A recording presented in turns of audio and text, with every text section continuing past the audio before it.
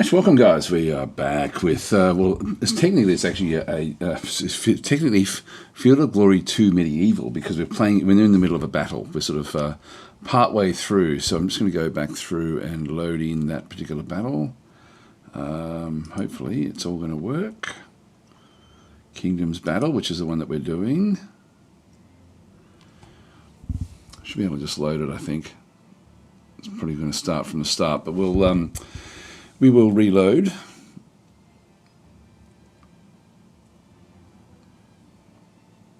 Yeah, no, that's the start. So we'll go back out. I don't think I've ever done this before. Just go to load save. And that must be it there, I guess. That'll be about the right time. Load her in. All right, let's see how we go. So hopefully this all works. Last time I was testing this one was when I was in the beta, and it wasn't working all that effectively, but we'll see how we go.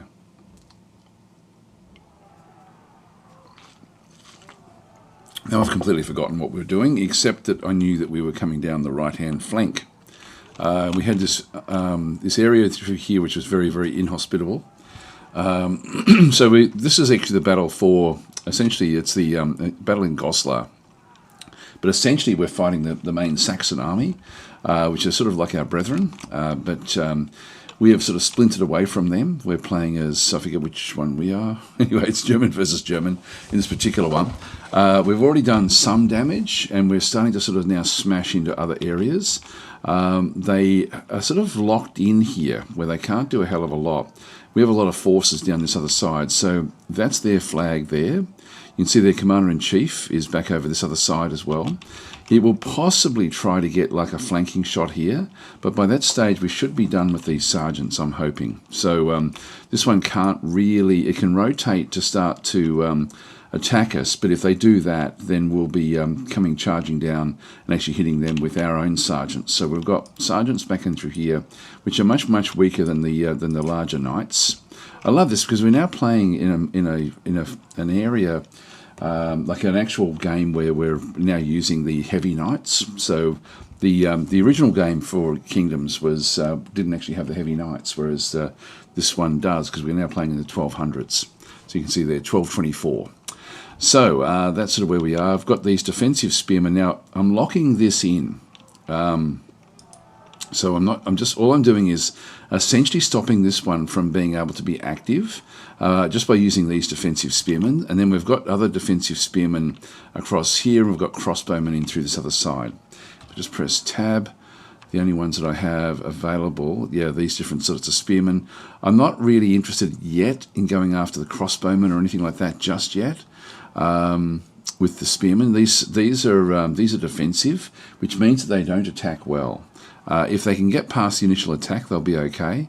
What we want to have happen really is to have our main cavalry force break through this cavalry sort of screen and then get into this. That's sort of really what the goal is here for us. We've already got 11% of them have actually been just to toggle the briefing, so routing at least 40% of their troops and 25% more than you have lost. So at the moment we've got 0. They're on 11, but we still need to get up to 40 to actually win the scenario. It's an incredible little game, Field of Glory 2 Medieval, or even just Field of Glory 2 with the Ancients. That one there has already sort of run its course. I'll just tab back through again, just see if there's anything that we really want to be looking at. No, there's not. So I'll just end the turn here. Interesting to see what this one does, and also this one here. This one will be able to get down to about here next turn, and then we'll be able to get a flanking shot there if we don't start to make some headway in here. Just end the turn. Are you sure? Yes.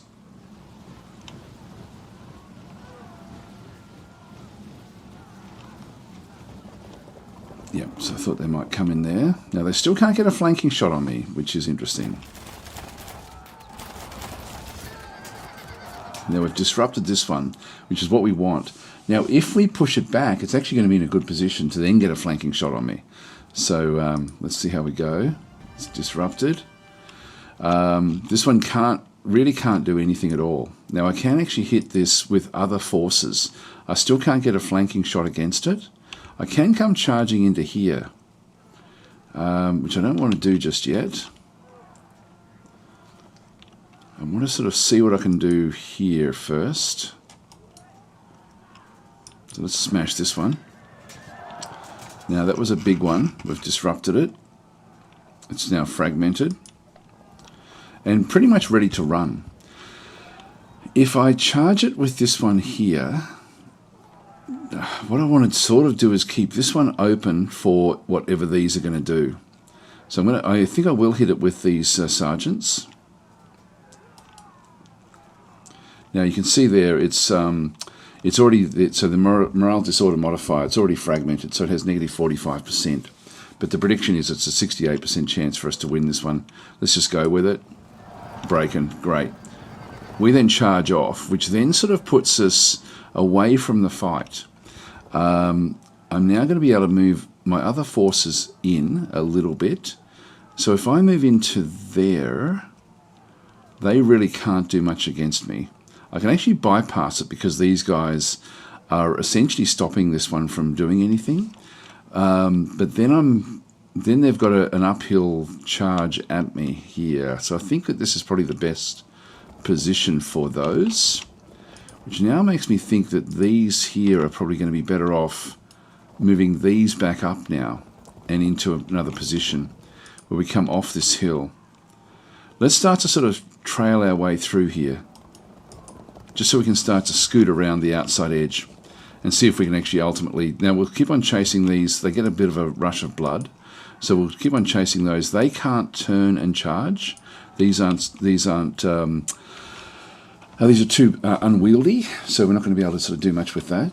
Hi Victor, how you going? So they're sort of stuck where they are. Now these are... What we have through here, this is defensive armoured spearmen. I can try to go back up this hill with this particular unit. Now we're already on height 75 against nothing much there. They've also got defensive spearmen through here as well with a general. They do actually have heavy crossbowmen. The heavy crossbowmen are coming up over the hill.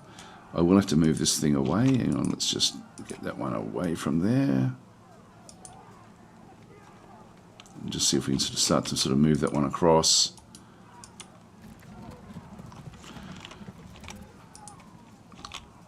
So I can rotate. Look, I think I'll just keep on firing.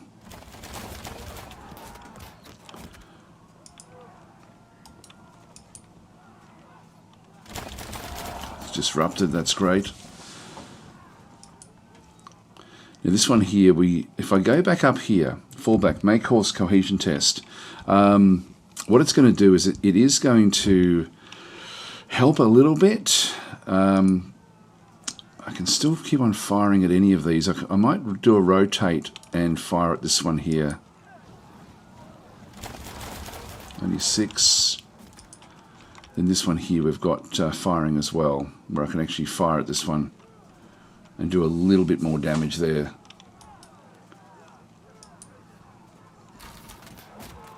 Another 3. This one, if it gets attacked at all, it'll run through the other troops. So I can actually move these ones across to sort of block off the gap. I can also move up into there to put pressure on this one here.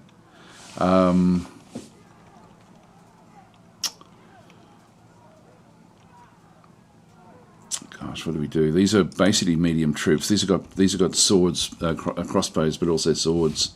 So we can use these as mediums. We are in the rough terrain. We're in difficult terrain, which actually suits us. So I think, yeah, not moving this one off is a good idea. These trying to attack us is going to be very, very difficult. So you can see there, it's a difficult hill, difficult terrain, not open. Severely disorders, mounted elephants, heavy or determined foot, and war wagons. Disorders others except for light foot. So in this case, when we have a look at ours, we're moderately disordered anyway from being in here. These guys are fine, but this one will be severely disordered if it attacks us. So we'll actually have a bit of an advantage if they do attack us in this difficult terrain. It's sort of like are these considered to be heavies? If I forget how to do this. As a control left click. Yeah, this is it here. I'm protected.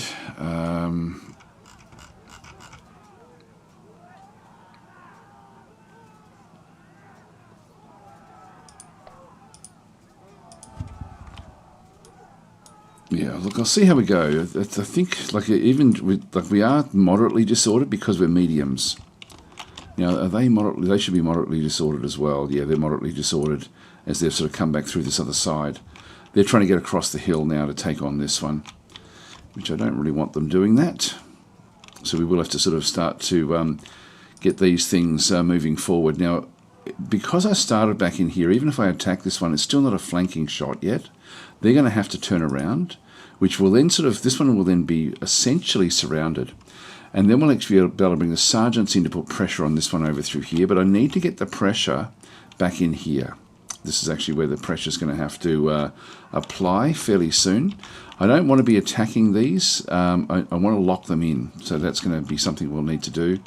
If I could get a charge past this one, if these can turn around next turn, even then it's still going to take a time to be able to affect that. So I think I'll just stick where I am. This is our Commander-in-Chief, Mombert van Massenbach. So he's actually sort of like our main guy, sort of coming through the middle there. Just tab our way through. So we do actually have these that can actually then just come back in. These are the light archers that we had before. They're steady. I don't really want to block that area, so I'll block this one down in here. The spearmen are great against cavalry, so the spearmen are sort of like a wall. Just we don't attack well with them, that's all. Oh, I do get a shot there on the hill.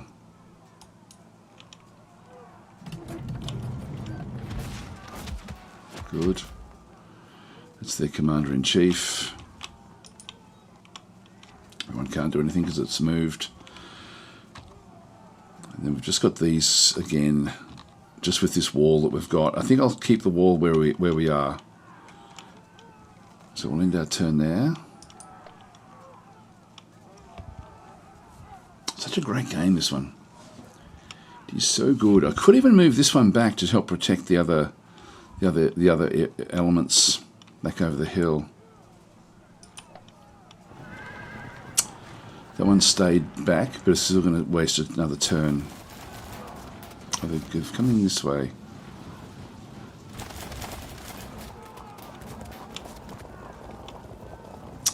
Yeah, they have come back to start to the process of trying to get like a shot, and these have now turned around to block this one off.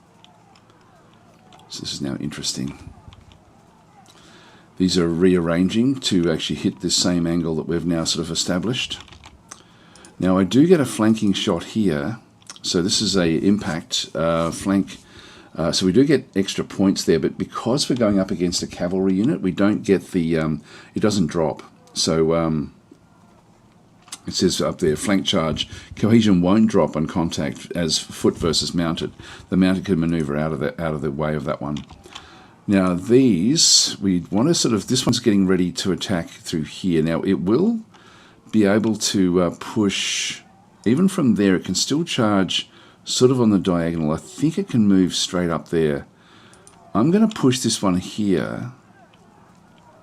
Just see if I can get yeah, I can still, no I can't turn.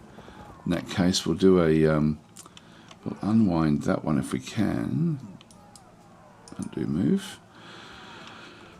So I'm just going to move, I'm going to go up onto the hill and then turn around.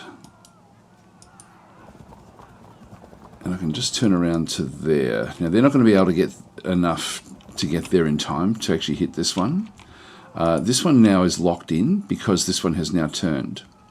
Having said that, I still actually have abilities in here. Let's just keep these going. It's big numbers, which is good. Let's keep on going against the general. Nice, that's really good.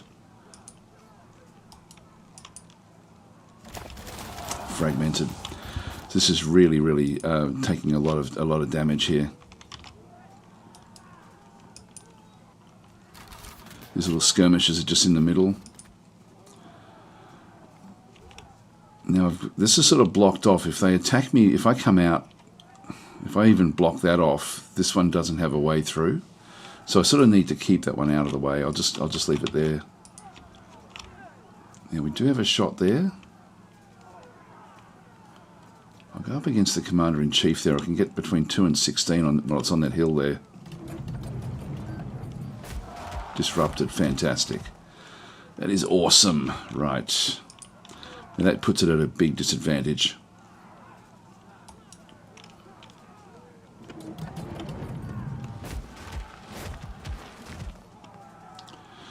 If I engage this one, I then get this one coming, is now released, but I still don't get a flanking shot there. I'm going to take this attack. Now there's a chance we're going to win this one. It says there like there's 2 phases to combat. I'll just read a few of the comments here.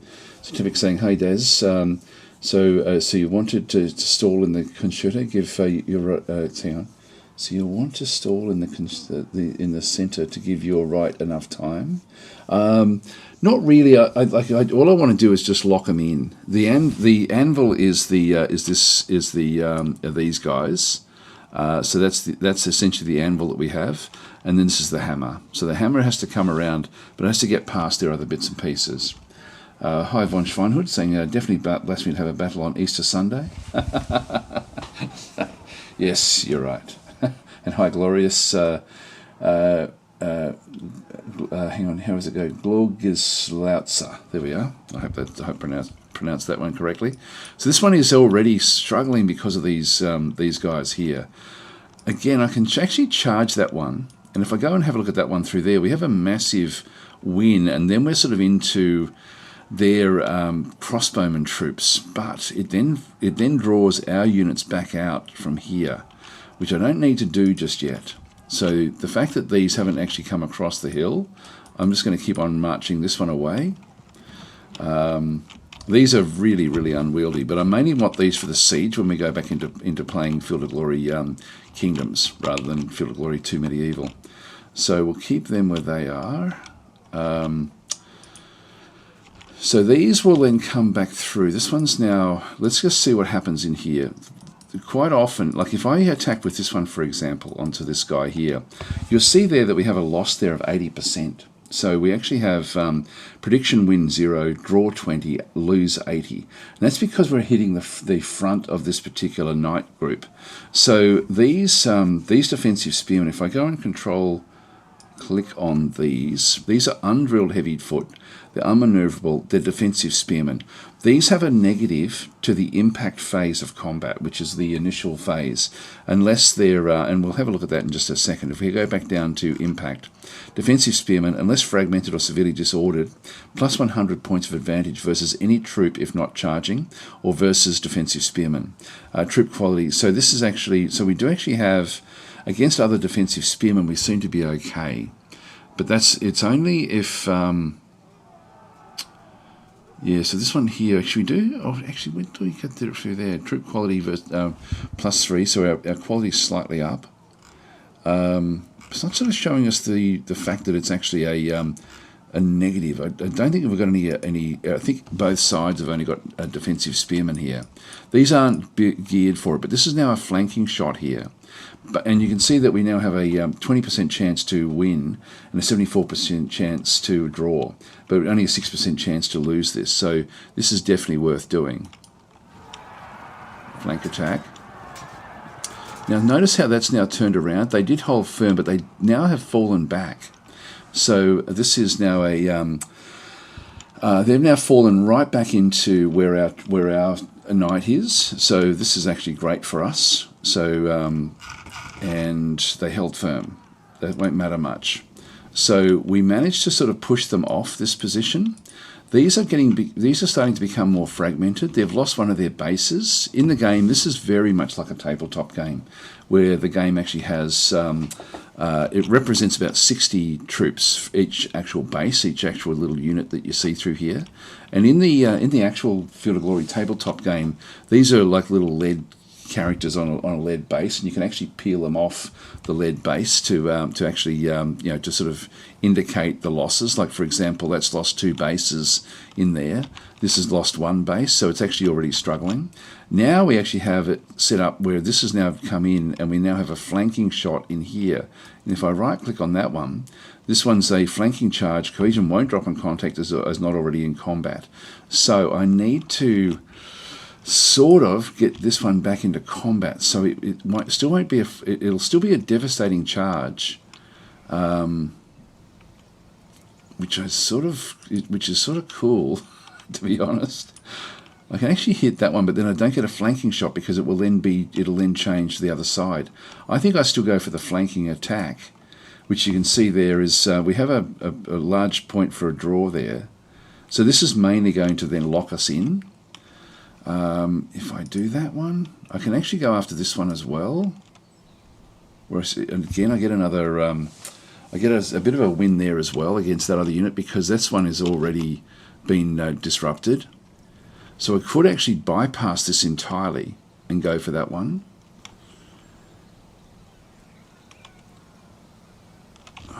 I can, if I go and hit this one, yeah, so it's facing directly where we're coming, so it's not going to be all that great. These can't really, I can get in behind this one to sort of to put pressure on this particular unit. But I can do that with this. I'm going to go that way. Impact, and it was just even. But we are now in behind.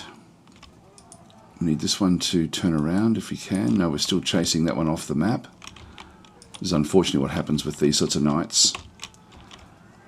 Now I'm going to be able to move all of these up.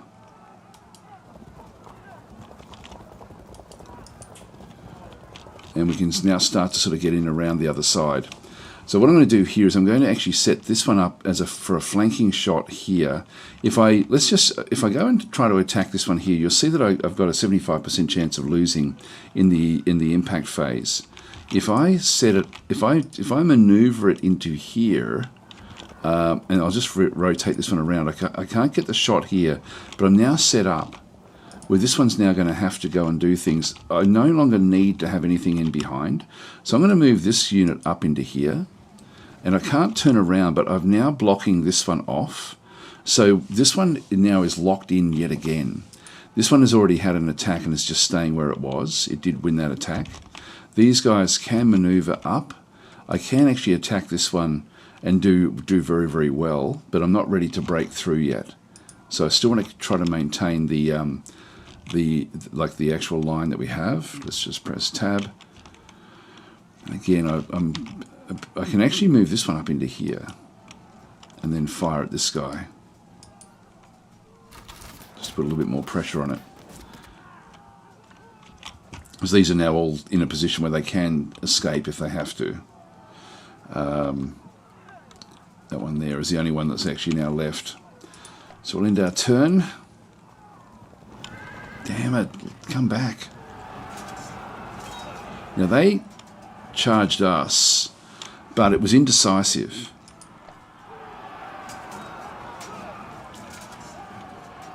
And again, indecisive. We're fighting in very, very rough terrain. Now they're going to be able to come back and get a flanking shot against this particular group, which is going to be a bit, that's not going to be good. Now we've got that one. We still didn't do anything. They held firm. And this one is now trying to put pressure on the various other units. Well, we're going to have to start to work our way through here now. And this is, I can actually charge this one. So I can actually sort of rush in. And we do get a win there, which is actually not bad against that group of spearmen. That one we get a win. We can just smash into this one. I think we'll now start to do this. They've broken. They all held firm. They all had to sort of check their cohesion levels.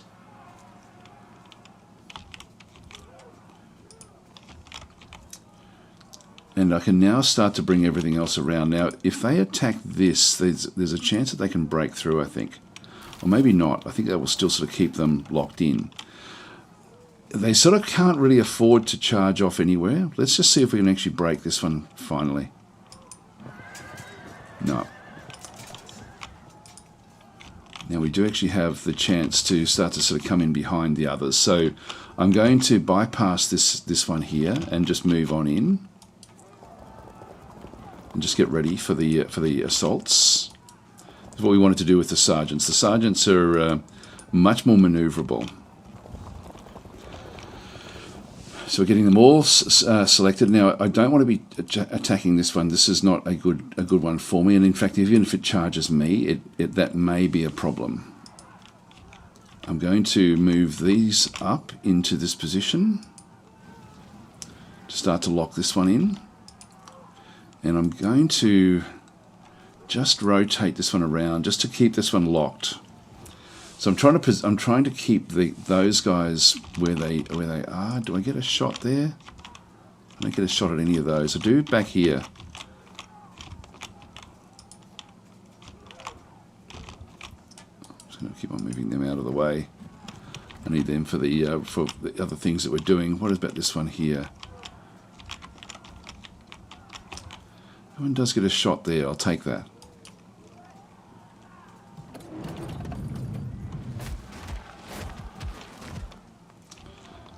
This one here gets a shot towards the back.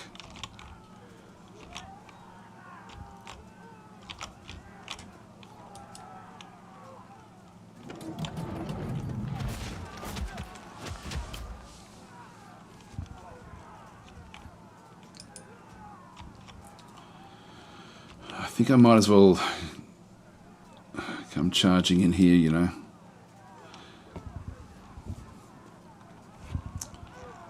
Let's do it. Let's start to lock these down. Come on, win. Oh yes, but enemy general has fallen. Okay, great.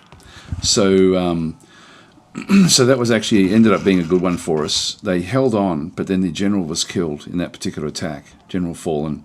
Now, did we end up getting anything else? No, they're still actually, they didn't take any disordering at all. And then this one here, I'm going to move this one back up the hill. So I can actually fire at this one. Not much damage. This is going to try to get a flanking shot. Actually, you can't really. It's, again, just if we have a look at the angle of this particular group, it's actually angled there, which means that it has to be on the diagonal to be able to then do a flanking shot. It has to be there to get the flanking shot on this one, like if it charges in for an attack. But it's actually one back. It's a bit hard to see it. If I press G, you'll see it there. Because the angle is this way. Next turn, it's going to then turn so it's facing this side, and then it will definitely not be a flanking attack. If it moves to there and then doesn't do anything, that will then be a flanking attack next turn, which is probably its best move, to be honest. Is it better for me to leave the grid on? Like, does that make it easier to see what's going on with the game? Hi, Mr. Paluco, how you going? So let me know if you prefer the grid on or off. I don't really mind either way. So I'll keep it off for now, but it may make it easier if you're trying to sort of understand the rules of the way that the tabletop components do actually work. Tepic's saying, suggest to take a sergeant first to lock the knights in and then flank them with a spearman. Yeah, so we've sort of done that here. Like all I've got is a sergeant there. I want to break through here. We're already at 31. We've only got 9 more breaks to like. We'll smash these with the sergeants. So I'm not too concerned. The only problem is if this one charges there and somehow breaks past these spearmen, it can also charge there and break this one. But again, they've got to break the lock of the spearmen. So so I think I'll just keep it there. Grid is better for you. Okay, well let's leave it on. I don't know if I can change the settings, the type of grids. Where are we?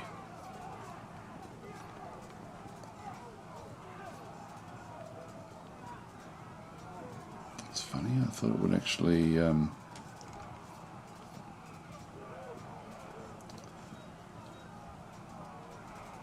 yeah, I thought it would actually have something else there.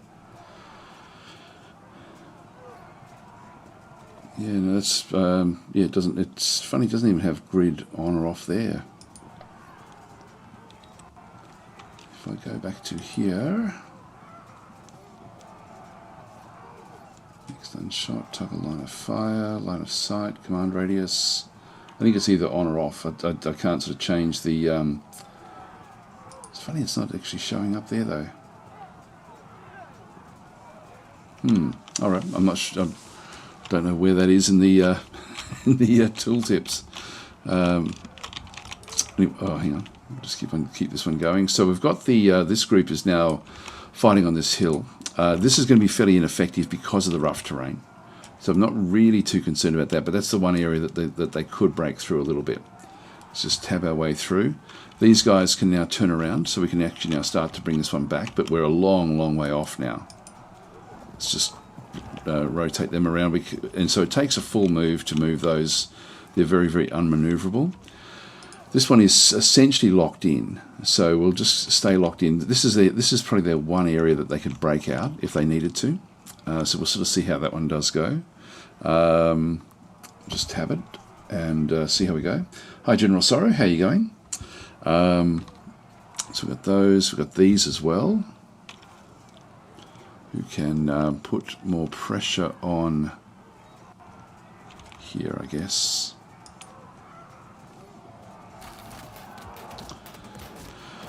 Okay, and yeah, we're just back there again. Let's just end the turn. They've held firm, but have been pushed back. Oh, they've rallied, unfortunately, and they're on the hill. They've got an advantage on the hill. And so this is not a flank attack, but it was still a big one, and we did become disrupted, which is not good for us. We'll still fight, and because we're in the rough, it's probably not going to worry us too much, I'm hoping. Yeah, so this is just indecisive. Yeah, this is now going to be indecisive until we can get a flanking shot there. And these are just locked in, so they really can't do much. These have now changed their angle to sort of try to get more impact coming back through. So we are sort of. I don't get a charging shot here, but this one we do get a slight chance to win. Let's just keep on going for this. And that was just a nothing much really. We lost 7 there. Let's keep on firing at this.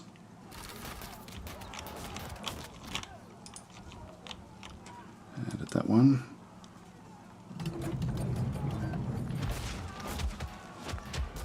So it's becoming ragged.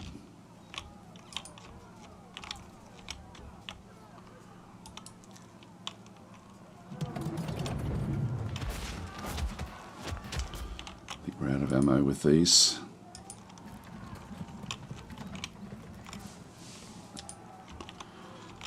So I'm going to move this one up just to get it sort of ready in the fight.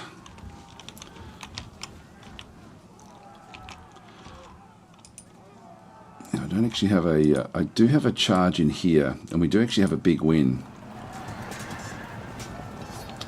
So we've come back out. This is good for us next turn, to be honest. And again, I can charge this one as well.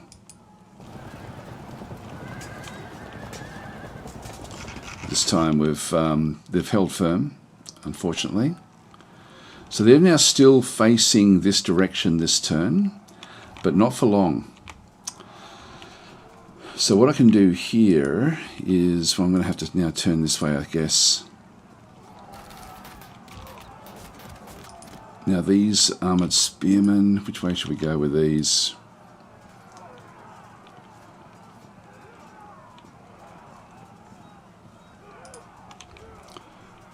These have all taken a bit of damage.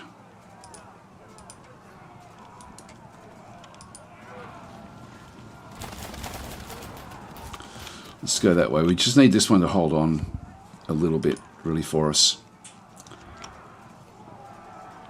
And let's just see how we go. If it, I don't think it'll break, even though it's 2 to 1 We do need to get this one involved in the fight, but even we're fighting uphill, so this is going to be a bit of a problem when that does actually happen. Keep this one locked in. This locking in here is working fairly well for us, and we will get a flanking shot here next turn, which will actually be devastating. And this one here as well. I'm going to wait for next turn. We can get a flanking shot there. That's going to be devastating in there as well. Okay, so we'll just go through and press tab and see who... Well, this one still has to fight against both of these. Hang on. Now we do have a draw there of 70%. What about up the hill? Yeah, no, our better odds are here to start with. Yep, we took a few casualties, but nothing too bad just yet. Uh-oh, we're broken. Now, what will it do to everyone else around it? Fragmented and disrupted. That's terrible. This is where the game can actually... You can cascade very, very quickly into absolute disaster. And this has actually happened here. We've gone from being very, very strong to very, very weak. Pretty much straight away. And here as well, we've now got a big disadvantage in through here. So we need to... Now we have to make up another 9% because of that, which is not good. Just tab my way through. Okay, so we've still got a few of them that can actually move. Now this one here, I'm going to move that one up into there now because it looks like this whole flank is now going to fall. Okay, we definitely need to be getting the assaults in here. That one's not going to do anything. This one here will start to move back down.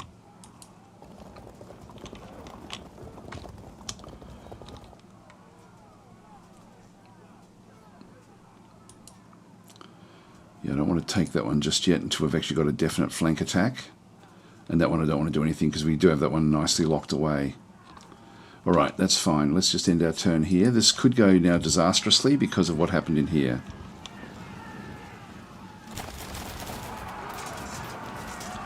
Hold on, hold on. Yep, no, that's okay.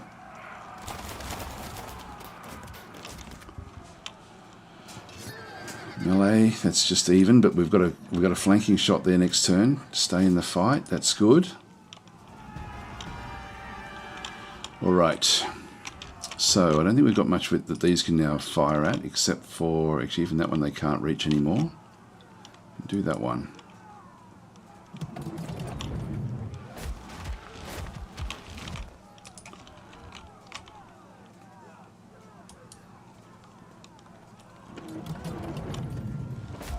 Disrupted, awesome. That's going to now make it so that the sergeants now have a chance to actually sort of do reasonably well, but it has dropped, but not enormously.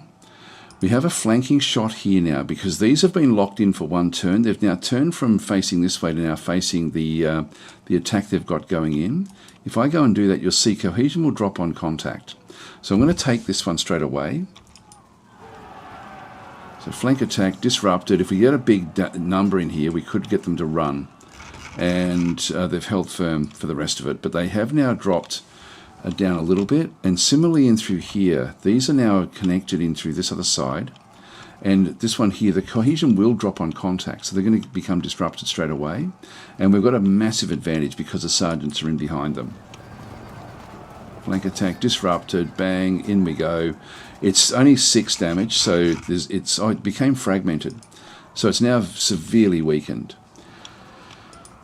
So now we'll charge this one again. So now we have a big advantage after that attack.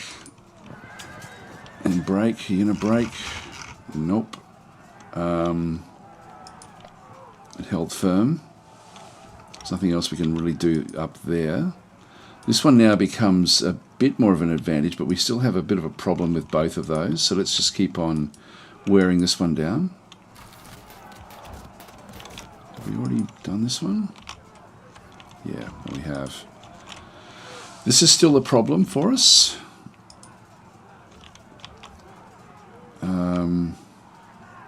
We're still at this fight as well. Come on, we just need someone to break.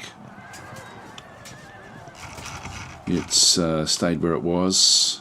They held firm, unfortunately. But they will now, this will then start to break apart. Let's just move them up into there, and then we'll just turn and fire at these. Nothing happening. I can turn to face either one of these, and I think I'll turn to face this one here. It locks both in. Now I have to do this one here. That was okay. Not too bad. Now this one here, I'm just going to have to stay where I am.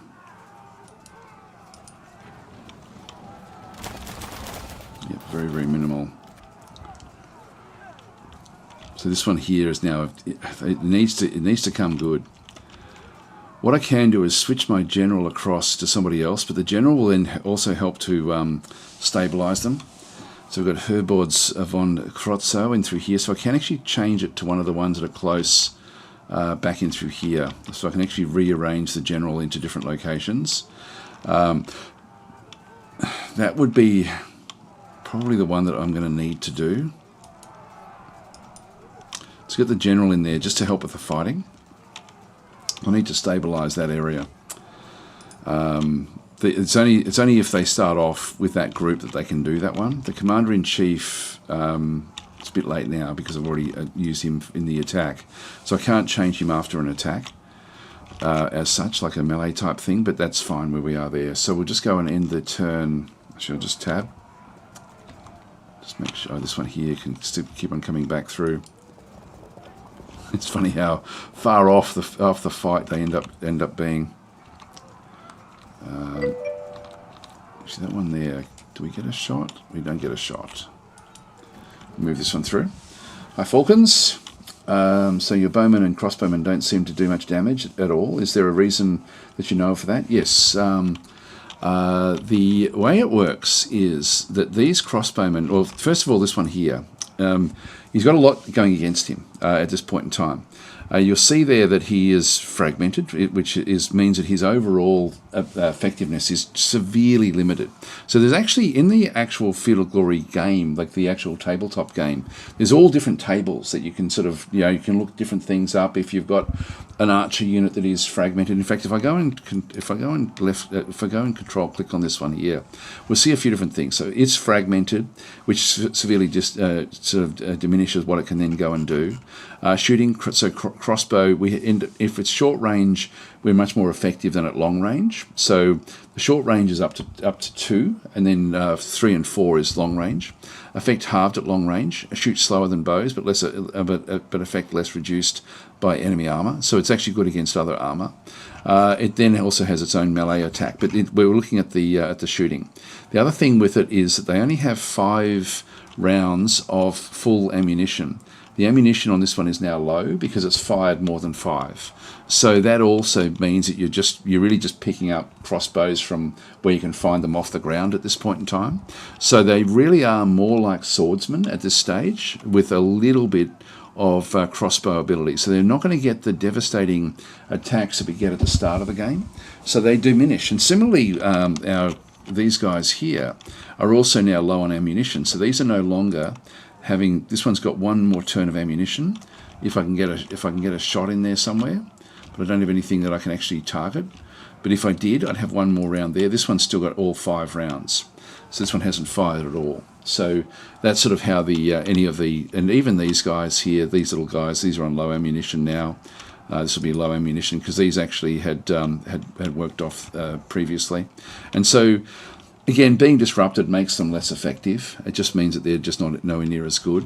What's interesting here is that we're fighting. This whole combat up in here is an interesting one because there's also you get effects on hills. So this particular one is fighting uphill. So you can see down through here the height. The height that these guys are standing on is 225. And these guys here are standing on a height of 300. So there's a 75 height difference for the game as well. So they get a big advantage there. These heavy crossbowmen, if I control click on these as well, we'll see these are pretty much identical. Their troop quality is average. They're just protected. They're moderately disordered, which means that they don't fight all that effectively in this rough terrain, but neither do we, which sort of means that we're all fumbling around in the rocks. And so the most likely outcome for any fight with these troops is going to be that we end up with, we're going to be sort of stumbling around, and so it's going to be ineffective, is mainly what's going to happen there. So that's actually sort of why I'm not super concerned. I wish I was on the hill. I wish I had that point, because he does have an advantage. And so the things, for example, so it's got, like, for example, next melee round. We can see it down through here, down the bottom through there. So this is crossbowman versus crossbowman. We now actually have a general in there. So the general's going to help do different things. So the way it works is it calculates points of advantage and then gives you odds based on that. So and it says 10 because that's the ID number for the unit. So our swordsman has got plus 50.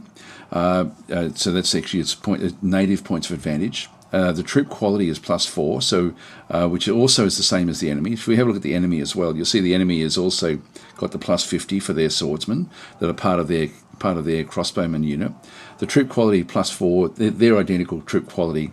They have an uphill advantage of plus 25, and so they've actually got, so that's where they've got a slight advantage with their points of advantage because of their hitting downhill. But we now, by putting the general in, gives us a plus 50. So we end up sort of getting a lot more points of advantage. So we've got 25 more points of advantage than what they actually have. So you can see there the net point of advantage, our unit has got plus 25 now. The point of advantage modifier for our unit is plus 8%. I'm not sure where that one kicks in. I'm not sure if that's the general or something else. The combat strength modifier, the combat strength, the enemy unit has got a plus 1. The morale disorder modifier, our unit is disrupted, which means we end up with a negative 26% to the outcomes. So this is we're disrupted. Now they're just moderately disordered, and you'll see that they have a negative 22. This is to emulate them fumbling around in the rocks.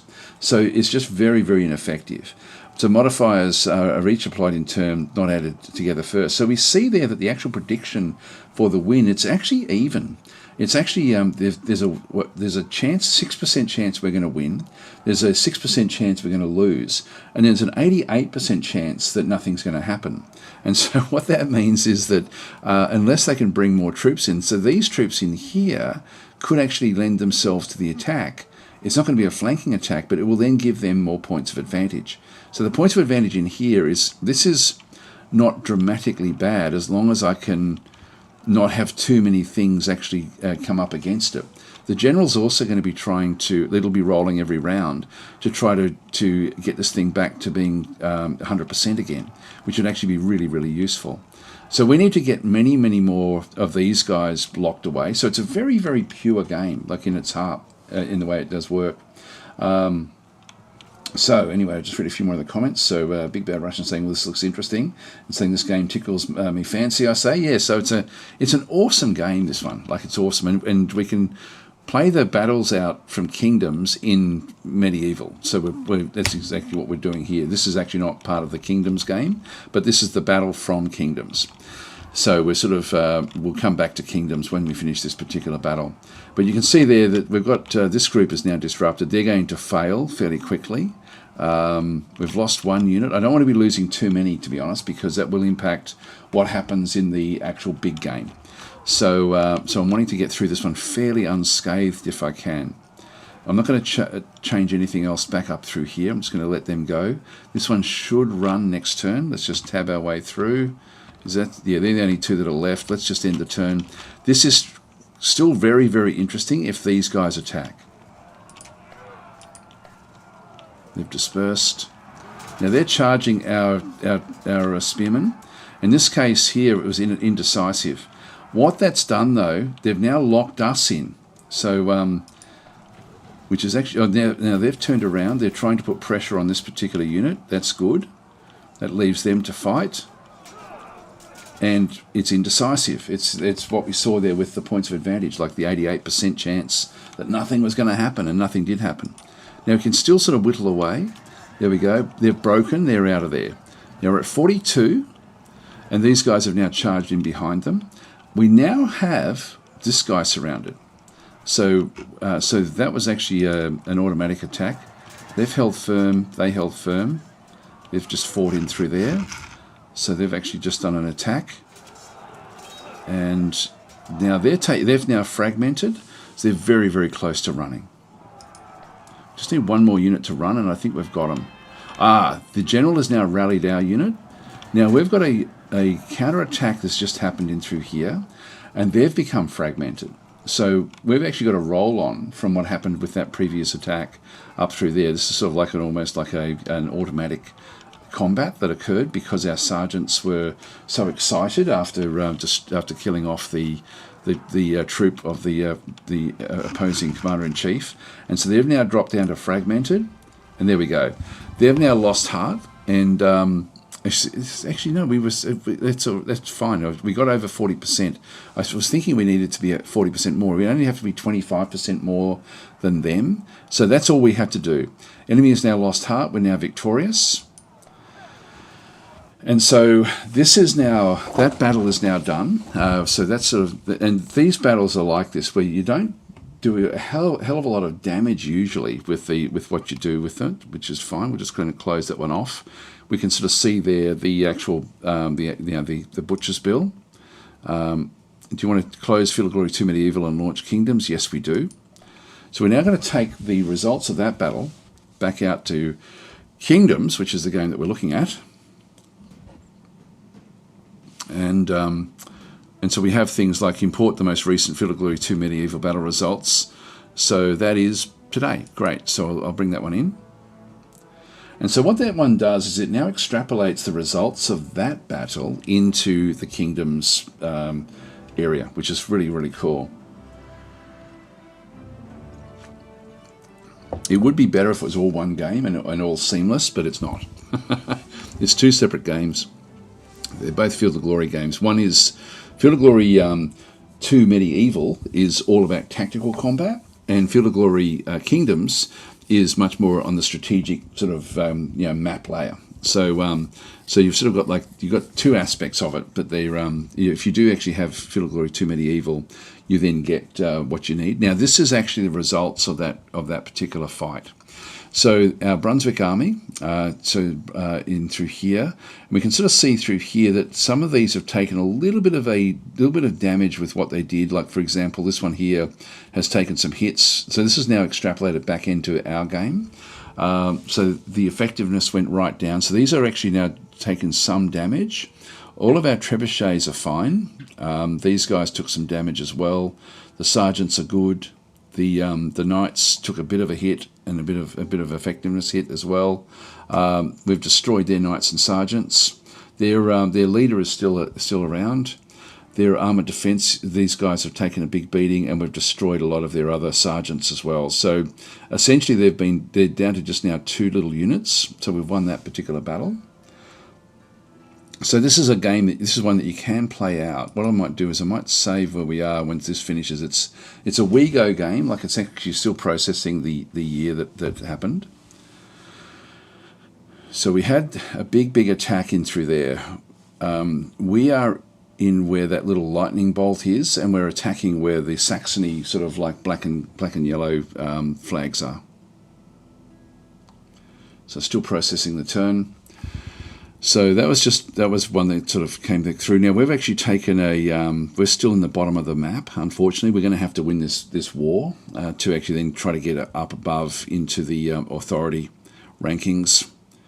And unfortunately, there's a chance every turn that we're going to end up with a disorder button, and that's what we've exactly picked up. If we get 5 of them, we sort of degrade backwards. So we'll just go and click on OK. So that's going to be a bit of a problem. So that was the previous turn. It's now winter. It's now a harsh season. So turn 5 in the year of 1225, and so we're sort of now seeing a The harsh winter will do different sorts of things. So we can see down through here, we've got different things. So the Stoke Bank in the North Seas, in fog of war, so we've got stormy coastal waters back and through there, naval cost of 2, which we don't have to really worry about. I don't think we have to, that's nothing to do with us. We don't have a navy at all. So anyway, we've got the harsh season on at this point in time. I'll go through the way this game works a little bit. So we're playing with the new Burghers and Bombards DLC, which has allowed us to play in the 1200s, which is what I've been looking forward to for so long. Simply because the 1200s is where we end up with those heavy knights. So the heavy knights are sort of in here in this particular one. Union saying hi and saying not to distract from the game, but do you have any plans to make some vids for Shadow Empire DLC? Absolutely. Yeah, as soon as I can get my hands on it, I will. I don't have my hands on it yet. Would terrain modifiers be shown in the points of advantage line? Yes, sort of. Well, they don't specifically say what the modifiers are, other than the fact that you have to know if you've got a heavy unit, like if you've got heavy, like it's funny because our units were considered heavy crossbowmen, but they're actually more medium troops than heavy troops. So they've got like heavy troops, medium troops, and light troops. Light troops can operate very effectively in pretty much any terrain, so they can go through forest and so on and so forth. It's just how they become disordered, so you have to sort of know what the disordering will then be when you're fighting in those sorts of terrain. So this one here, Kingdoms sort of also extrapolates that one out. We're on a hill here, so this is actually why when we fought that one, we had that big hill in the middle, and there was rough ground in that particular one. That then impacts how certain other troops in here will then respond when we have a look at our actual fighting force in here. The fighting force here will slowly come good if it doesn't have to fight. This is cool. We've actually got these spearmen have now gone up a level, so you can see there their hits are down by 1, their effectiveness is down by 1, but we are now besieging this particular one. So we've got things like, for example, all the different stuff that's now on the map. I'll try to do my best to explain what's happening here. This becomes fairly complex as well. So I'll just read all of these, then that way I'll just try to get a clean run at the at explaining this, because this is complex. This next little bit I'm going to talk about. So yeah, Grass Burgess is in saying I interpret those as an 88% chance for Elan delivering a decisive victory. Should your troops be motivated? I'm not sure which 88 you're talking about. The 88 we were looking at was one where it was a draw. It wasn't for a win, unless you're thinking of a different part of the battle. Jersey is saying this game feels very deep. The amount of numbers in it is intimidating. I play with the numbers turned on. You don't have to play with them turned on. For example, Richard of York, who plays a lot of Field of Glory, plays instinctively. Like he doesn't rely on the numbers because he understands them. He just natively he knows what's going to go on essentially with the odds. So he plays it very very fluidly, which is great to watch. So I highly recommend watch. If you're interested to see what he does. But I like to look at the numbers and so I turn all them on. You don't have to have them turned on, but I do turn them on because it does explain why certain things are happening to a degree. So Grassburg is saying next turn research Cult of the Bayonet. Drizzy is saying it looks like the battles can snowball very fast. They can indeed. If you don't cater for all sorts of little things actually in this game, like there's if you don't even take into account if there's a stream running behind your cavalry, and you've got light cavalry and they've got heavy cavalry, there's a chance your light cavalry will get caught in the stream and allow the heavy cavalry to smash you apart. Otherwise, your likelihood is if it was just open terrain, you're going to be able to run away. And so there's all these little things that come into the play of the game, which is extremely well modelled. It's done very, very well. So Impula is saying that I have Medieval 2 but not Kingdoms yet. Should I just buy the base game of Kingdoms? Also the DLCs. What do you suggest? I think the DLCs are worth it. They add a lot to the game. I'm loving this DLC. Excuse me. And the main reason is because of the starting date of the 1200s. Because in the base game, you're really playing like the Alfred the Great era. And if you've watched what's that show? There's one where there's it's sort of like around Alfred it's sort of like Alfred the Great, where you've got like it's a very, very good show. God, I can't think of Uhtred, son of Uhtred, whatever show that is. But if you watch that show, you get a feel for what sort of troops you're going to be having in those 1000s. So that's so that was a kingdom. Is it kingdom? I can't remember. It's not Viking. It's after the Viking era, but still with Viking troops. This one still has some Viking troops as well, with Huskarls, but you do end up with mainly, in the 1200s, you're mainly talking knights. The Bernard Cornwell show, yes, that's the one, yeah. I can't think of what Last Kingdom, that's it, Last Kingdom. Yeah, so Last Kingdom is really sort of sets the tone, I guess, for the sorts of play you're going to be seeing in that era of the base game. So that is this incredible show, but it doesn't have knights on horseback or anything like that. And I think that, like, I know that even in my head, like, the game starts in 1054, the actual base game. So it's after Alfred the Great. Like, you're probably about 100 years after Alfred the Great. So you're just before the Norman invasion. Now, I always thought the Normans were actually charging around with the same sort of like these heavy horsemen that we see in the 1200s, but it wasn't the case. They were literally just sort of fighters on horseback. So it's like they're nowhere near as strong as these knights and sergeants, for example, that we actually have in through here. They were getting towards it, but they had nowhere near the power. And so if you get the base game, the best you're really going to get pretty much out of the game, unless you're playing the French maybe, is that you're going to be mainly using sort of like defensive spearmen, Huskarls for doing your actual attacks, which is just going to be more infantry troops, and then the cavalry are going to be more like the sergeants that we sort of have in through here, which are still more manoeuvrable than the heavy knights, but they're just not the big heavy knights. So the 1200s introduces those. So the Bombards and Burghers, or the Burghers and Bombards DLC, gives you a start in the 1200s, which is what we're playing, and so we end up getting to this stage without having to progress to this stage. If you get the base game, you can then progress through to this stage. So that adds a lot. The other DLC adds like a much bigger map, so you can play all the way across to India and down into sub-Saharan Africa. So you've actually got like a many more points on the actual map itself.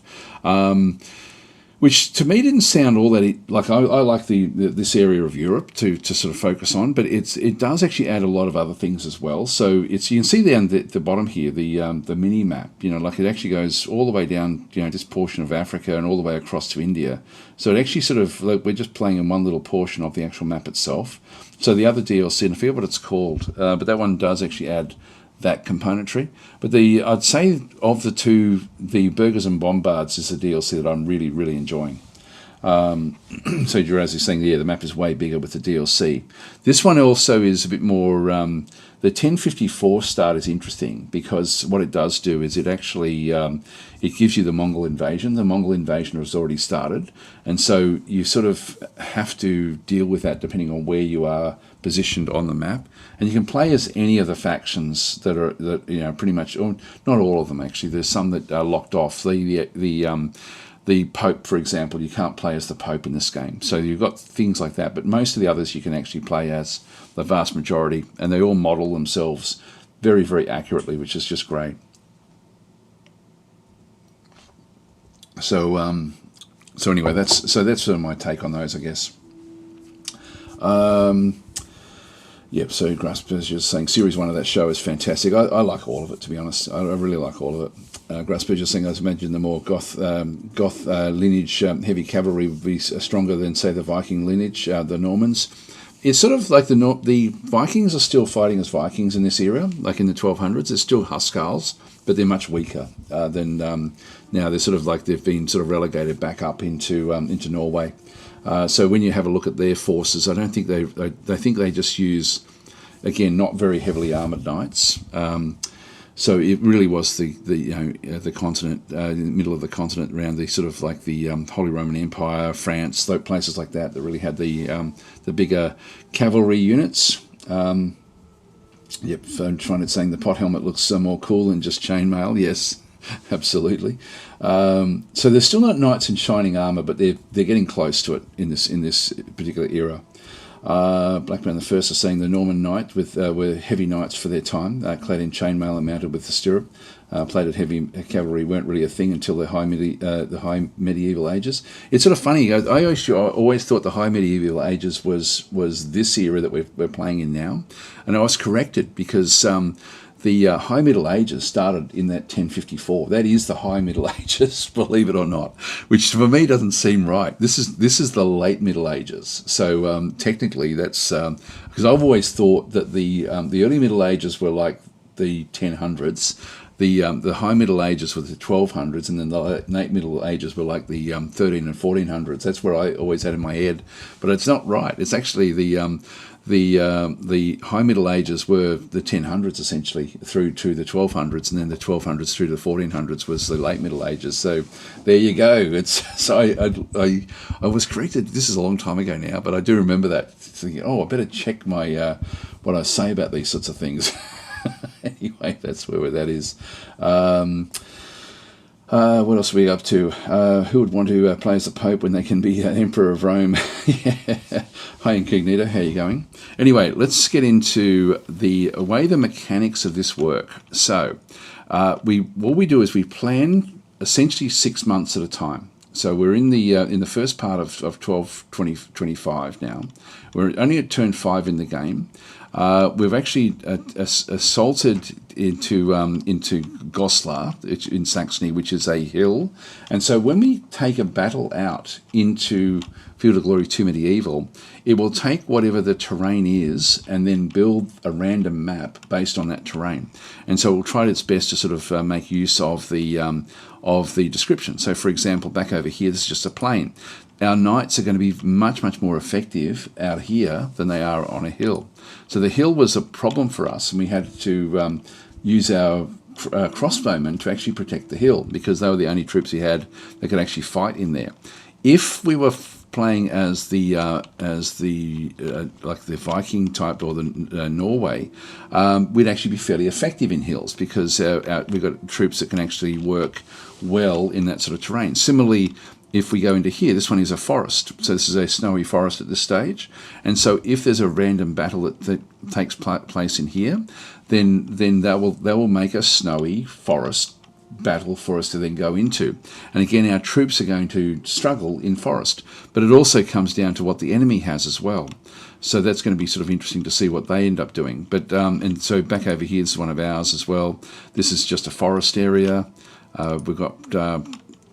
this is Bremen back over that side. I think we actually control that one. I'll just go back in and go to ownership overlay so we can sort of see a little bit of the colours that we then can actually have a look to see what's going on here. So at the moment we're besieging this. Now all of the different points of interest in through here, we'll sort of see that there's like little snippets giving us a little bit of feedback on what actually has happened there. So there's a new population in Onsebrook. Now we actually control a few little locations back out here as well. So we actually have a few different things in through here. So we've got the Duchy of Brunswick, Lüneburg, which is us. So we do actually control that one. We also control this one through here. We do control these. Now these are the way that the game works is that you've got. If I try to get back to these are the domains. You'll see that they're coloured in different areas. So, for example, this area from here all the way up to here is actually all part of Saxony. So you can see Bremen in Saxony, Hamburg in Saxony, Angria Saxony, this is Braunschweig in Saxony as well, and then we're going Goslar in Saxony. So what we want to be doing is trying to have more than 50% of these areas. We currently have 3, we don't have 6. So I can't actually go and do what's called like a regional sort of management of all of it until I get one more. So this is actually just showing the actual layout of the land. This one in through here is part of a bigger group. This is Westphalia, which is all the way through here. Actually, that's in there. That colour there this is Lorraine, Lower Lorraine, Lower Lorraine. So these are all they've got the provinces, but then you've got the regions. So the regions, you ultimately want to be in control of regions by having more than 50%. So that's sort of one of the goals. This is why we went on the attack straight away against Saxony with our army. So we built our army up as big as we could, as quickly as we could, and then went on the attack.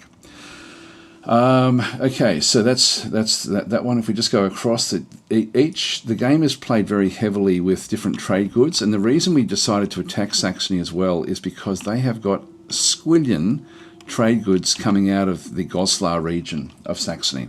So I want this. I want to get control of this, which is then going to give me a big boost to my money. So at the moment, my money is trailing away because we're in the field with our army and we're fighting away from home. So that's sort of where we are there. So I want to get hold of this. Like we've actually got good sources of, like we've got coal, we've got indigo, we've got coal over there. We've got some flax in through that side. We can also buy the trade goods in, but this is sort of like this is a different element. They've got like some other things. They've got silver back and through there. They've got lead. Preserved foods, livestock, cloth. This is a very well developed town. So this is going to be a hard town to crack into. So we'll have a look at that in just a minute. The next one across here is the health and epidemics. Now we actually did have an epidemic breakout in here, I think it was. So that was a bit of an issue. I think it's gone now. I think it just was there for a short period of time. Next one we have is the national and local authority overlay. This sort of just shows, again, the numbers here are what we actually have. This is our capital in here. So we have high authority coming from here, and it sort of seeps out along the road networks. So this is our lowest authority back in Onsebrook, but we're still actually reasonable at 45. So this is actually just something that, you know, if you've got a massively large empire, you'll need to sort of check the authority. What this represents is just how well you're protecting the roads and how well if you've got nobles that are actually in different locations, they'll actually add to the actual authority that you have around the place. So the higher the authority, the better off everyone actually is. So it just makes your empire more stable. It's a weird one. It sort of goes a national and local authority overlay. So nations with positive authority are shown in tones of green, whereas the ones with negative authority are shown in tones of orange. For your nation only, the local authority for each region is shown as a number.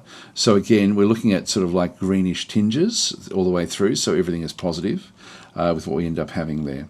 It says, with enough national authority, a realm will be stable and can progress in government type. Now, we're not in that position because we've declared war. So with low authority, you'll suffer from civil wars. Local authority derives from national authority, but the distance to your capital will influence it a lot. There's mainly used to increase regional loyalty. So again, we've got the highest one around our capital. We're pretty good in through there, and we're sort of then dwindling away a little bit as we move further away. Next one we have is the political overlay. And so in this case, we can sort of see that we're at war essentially with these ones that are tinted red. I can change the overall colours, and I've got them fairly muted. If I just go back into here, a lot of things you can do here. I wonder if we just go and change. So the overlay saturation, I'll just go from, I'll go to muted, or even just to soft. Let's just go that way. And just go back. You can see it much more clearly now. The reason I don't like to have these too strong is because it's very important to know what terrain you're going to be going into. So I tend to have it very washed out, so I can see clearly that there's trees or whatever it might actually be. So I now can't tell that that's a hill. Whereas with it all turned off, if I go and click that one off, actually even then I still can't really sort of tell. But this is sort of the overall terrain of the map it's sort of it's like it's been hand painted, which is great, but it does, like, I don't like to have it too strong with the overlays, but you can change that yourself. Next one is the religious overlays. We're going to be all Catholic, I would guess, in through here. So this is, and again, when we select these different things, we're then going to have often the tooltips will then sort of show. It's got Catholic Christian all the way through. There may be still some pagans. We've got a little bit there. This is Catholic Christian there. It is changing though. So there's something happening in through that side. What about back out in here in Prussia? So Prussia is pagan. This is all pagan territory back out here. So they're still Christianizing this portion of the map at this point in time. If we go back across, is that different again? Yeah, it's still Catholic Christian. That's all fine. Next one is claims. This one just goes through just showing you what claims you actually then have. So we do have a claim on Goslar, which is also where we attacked it. We also have a claim over here at Magdeburg. Not that I have to get it. This is in Ostmark, but it may be that we have to follow this one through to defeat Saxony at some point. Back over through here, we've got the ownership overlay, which is sort of like the default colours for your own empire. So just to sort of show who owns what. The next one across is the culture and population, and we should be pretty much just all Germanic. So this is Central German. These are Central German all the way through here. So culturally, it doesn't change until we get down into here, where they become Bohemian. So we end up with a different culture here, which then impacts how we then manage the different groups. So we've got full German down this way, Central German still back in that side again as well. Franconian have now stretched out a little bit across. We've got Flemish back out this way, etc., etc. So that just sort of goes through how they sort of then operate. And again, if you're wanting to sort of know what the little numbers are, because I can't even remember what they are, but if we have a look, it says regions are coloured depending on their population, main culture. Numbers within regions show population count, with light orange is going to be low population. Ivory colour is average population. The watered green colour is high population. Green colour is very high population. So we're sort of like middle of the road with just 10s and 11s all the way through this point in time. But we can sort of see, nothing's really that big, is it, through this region? We've got a 15 there, which is about the biggest one we're seeing. 14 back over here in Luxembourg. 22 here with Paris. Yeah, so anyway, that's just showing the population density back and through that other side. This is supply overlay, and so the supplies, you'll see there that we're green in our own territory, and then we actually have a bit of a tricky one here with the supply, but we can still get supply from the other bits and pieces. So red colour, not enough supply. Orange colour, no surplus supply. Green colour, surplus supply. So food is converted to supply, which then is used to feed the troops. Troops might need to forage if there is not enough supply. So we are foraging in this region, in Goslar, leading to possible pillaging. The remaining food will be used by the population to eat and expand. So Goslar essentially is we are eating off the land in Goslar. We have a little bit of, I think, coming through as well. But anyway, that's sort of where we are with the supply. Free building slots is just going to show us, again, a colour scheme based on what we can build. Loyalty overlay, we shouldn't really have a problem at this stage, so loyalty is not really an issue at that stage.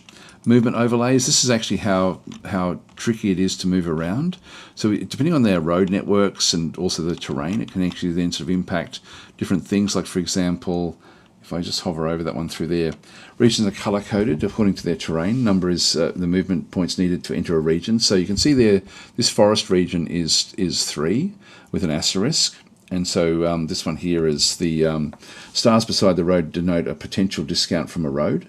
Regions with 2 numbers are practicable both by troops and ships. Practically, a region can't cost more than the entire movement allowance of a stack. So depending on how much movement points we have is how many different regions we can then move through each actual phase. So even this one here on the hill is 3 with an asterisk. So there is a road system that is actually accessing it, but we may not have access to it. This one is 3, this particular forest. We don't have access to roads there. So that's sort of the way they work. Then we have the weather overlay as well. So we're going to have, like, this is going to be snow, I think. Yeah, we're not sort of seeing it there. There is sort of like there can be storms and things as well, which will then impact the way things work. I'll just go back to the owners. Actually, that's not even really that good to watch, is it? The domains, maybe? I think I'll just turn it off. We'll sort of have to keep track of where we are. So we go through there. So Durazay saying Goslar was historically one of the great silver mines in the Holy Roman Empire. It was literally minting money in Europe. Oh, there we go. There we go. So a bit of history there from this region in here with its. Well, if I turn back on the trade overlay, you can see there the mines. Hang on, why did that not supply? That one there. So you can see there's a heap of mining that is going on in that particular region. So yeah, you're like, it is massive actually. Looking at what's actually in there. So controlling that region is going to be really quite useful. All right, that's I guess just goes through the way that the overlay works. I'll just turn them off. The trade is important for buildings, like when we're trying to do different things, and also for income. At the moment, we have enough money. We're going down slightly. Our manpower generation is also, we are using a bit of it up because we have troops in the field. If we go back home with the troops, that should then stabilise. And similarly with our metal production, we do actually have like an upkeep for the metal, and we're going to have to sort of replenish the troops as well. So they're all things that we have to try to manage. So we want to be out of this siege fairly quickly. Now, when I click on this particular region, you'll see it says besieged. There's unbreached walls, 3 of 3. Now, 3 walls is big, so this is actually going to be a hard city to crack. So we may end up in a bit of trouble here over time, just as we try to maintain this siege. And so, so in this case here, the attackers, we've got some of the siege values is 40. We've got a leadership bonus of 12 with our leader in through here. And the siege, it says the siege should be quick. So the total siege ranking here is 17. So that's the sum of the attacker factors minus the sum of the defender factors. Now the defender has got 25 in through here, some of the siege resistance. So it's got some of the siege resistance in structures is 10. There's no leader here. Yeah, so really that will ultimately, at this stage, it should be quick. They may be able to get some troops back in there. Right, so what we end up having is our army is got like an overall strength combat rating of 93. The other army that we saw there from Saxony is actually got a 74, so they could still come out with this army and then try to sort of take us on again. So we have to be a bit mindful of that. They've got the defensive spearmen, which aren't going to work well in the hills. They've got medium militia. These are actually fairly effective in the hills. If I press Control, we can then sort of see how they then operate.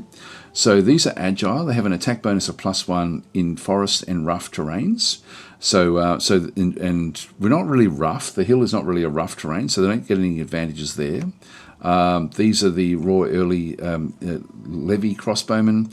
They've got light militia back in through here. Again, going to be fairly weak overall. So they do have weakish forces, but they've got a lot of them. So if we do have another combat, then that will be interesting. All the little stuff that we see, these things over through here are stuff that we need to be reading. So let's have a quick read of these, and we'll just go through the map overlays as well.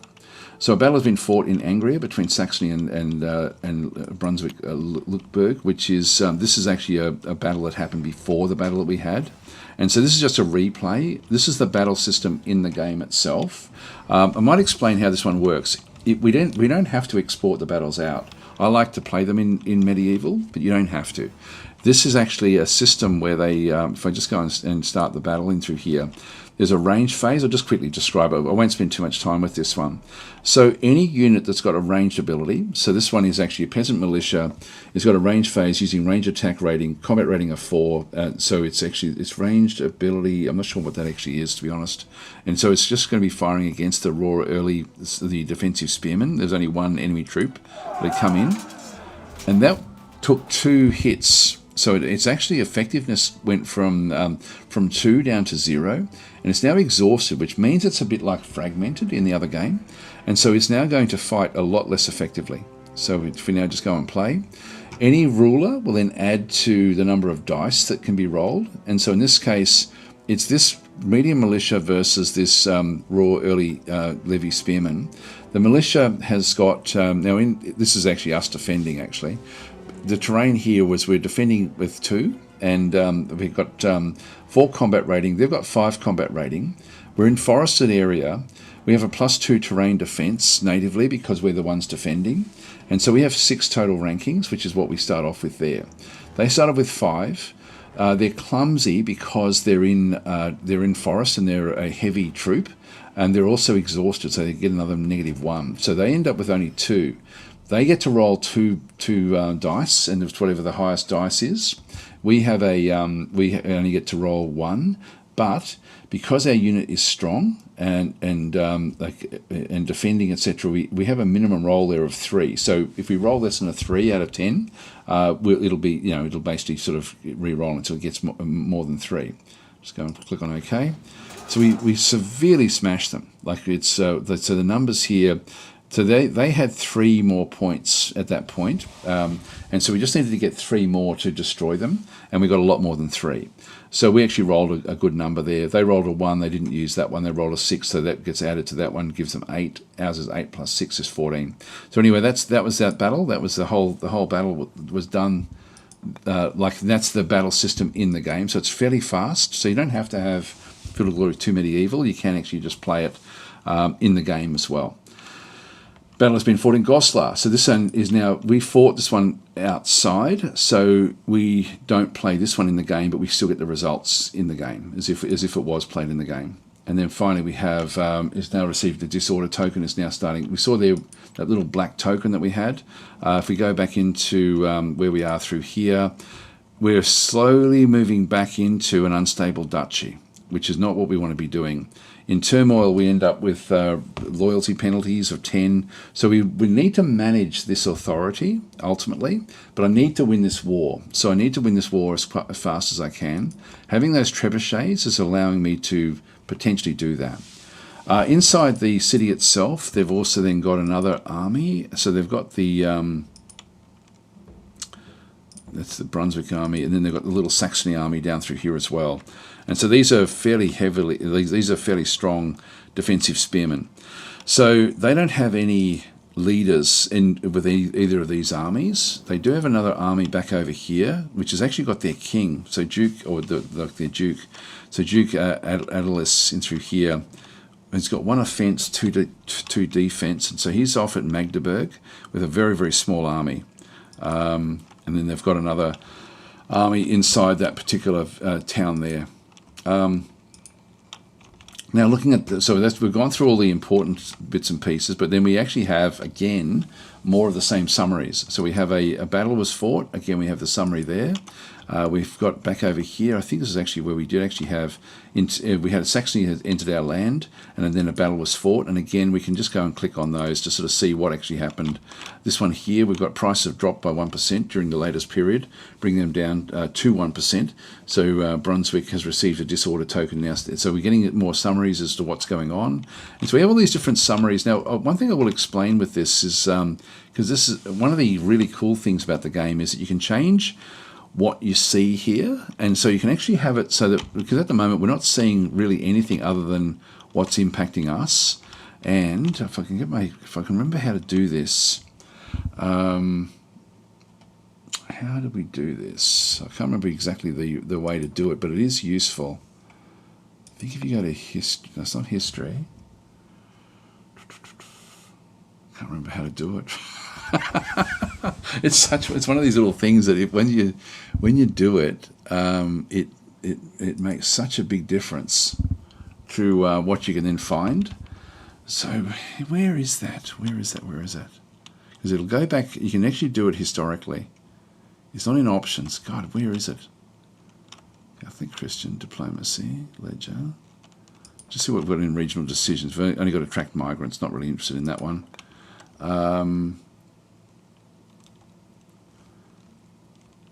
Is it the map? It might be this one here. Oh, here we go. Yeah, down the bottom here. This is the filtering. And so what this is what we see on the map here. And I'll just go through this because this, if you are going to get the game, this will actually revolutionize what you can get out of the game. And so we have a set of filters which show us different things on the game itself. And so we can see down through here in turn 5, that's what happened. That's all the stuff that actually happened. This is like a summary of all the things we can see on through there. But we can change what we see. So, for example, we've got explicit broadcast, view messages relevant to your nation and general broadcast is what we have at the moment. I can go and change that one to allied, view messages concerning your allies and vassals. If I go and do that one, we then get different, in fact, we get nothing because we don't have any vassals. And if I go foreign, view messages unrelated to you or your allies. So we're now starting to see other things coming out into the world. So a heathen pagan population in Cottbus has seen the light and converted to their religion.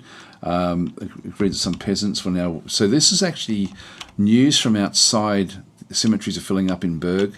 So we're sort of getting like information further afield in the actual game itself. So it can be quite interesting to sort of see what else is going on if you're wanting to. The main one you will use though is the explicit broadcast. But then you've got other things like message importance. You've then got top and average. If I go and click that one on, there may be other messages that are affecting us. In fact, if I go and go back to foreign again, we should end up with a lot more. Oh, actually, you're not seeing it there. I might just go and change it to top, average, and low. Will that actually change anything? Not really. We're probably too early in the game yet for that to sort of kick in. If we just go back to ours, we're still not seeing anything much in there either because the messages are the messages that are the ones we're getting. I'll still just keep it on top. This one here is message date, this turn only. I can actually go back to previous turns, and it will go back about 5 turns and just go through and tell me in turn 4 there was a mysterious epidemic. There's that epidemic that we sort of saw there before. And this one here, the House of Loss, this is in turn 4. They had wars were declared, which may have impacted us. So there's different bits and pieces in through there as well. So Denmark has now declared there's a war that's also happening back out the other side there. So, and look at this one here. We go all the way back to turn 1, turn 2. So about the last 5 turns, you'll end up getting all the history. That's actually a useful one. If you're trying to figure out what happened where and need to sort of do it, you can actually just go back and turn that previous turns on if you're wanting to just get something a bit different. You can also then filter through, so movement and operations. I don't know if that's going to sort of show anything.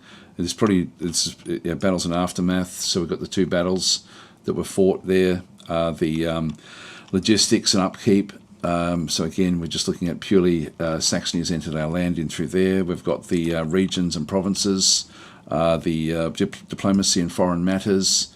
In this case, prices have dropped, etc., etc. And then life and death. Back in through there, so there was they've signed a trade deal back over there. So that's actually sort of the different bits and pieces. I can just unclick that one there. I'll just leave it on default. But that little thing is actually really, really useful. Ultimately, as the game starts to get more complex. Hi Incognito, how you going?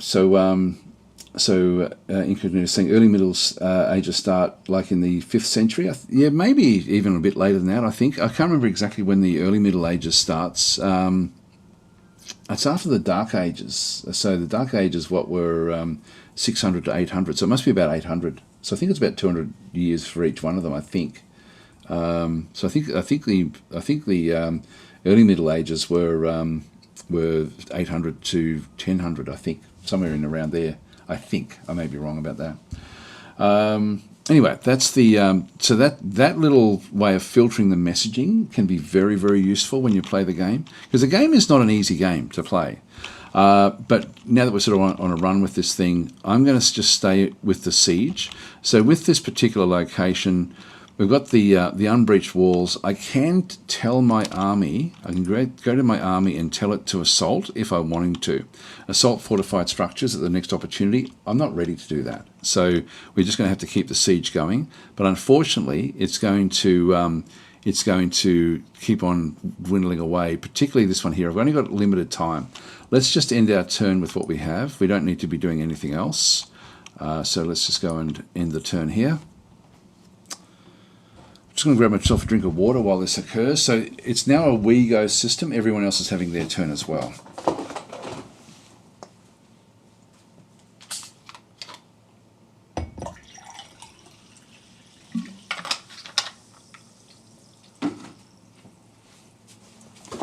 So over the course of the 12 months, there is different events happening. Now, that cross swords is most likely going to be the siege, I would think.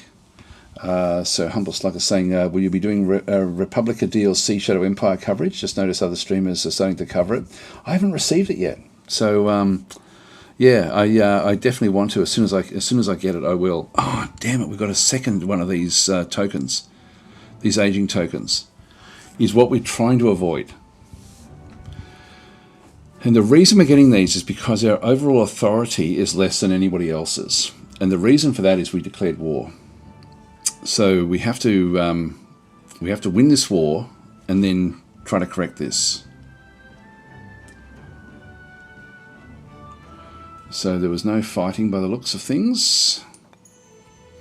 Hearing the call of France to rescue the holy cities of Christianity, many men are rallying under the banner to chase off the Ayyubids from the Holy Land. So a crusade has started. All right. So this is Champions of the Faith. We won't join that. We can't afford it.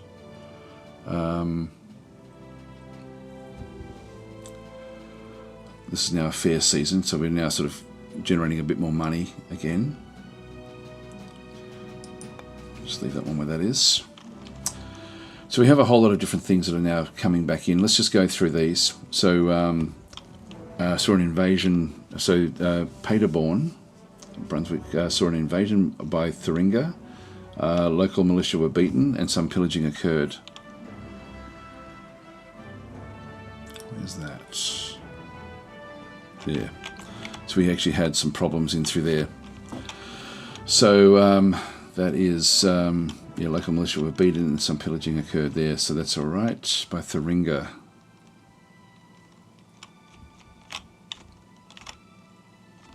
Not sure where Thuringia is. Anyway, I'll leave that one. So it's just pillaging at this point in time.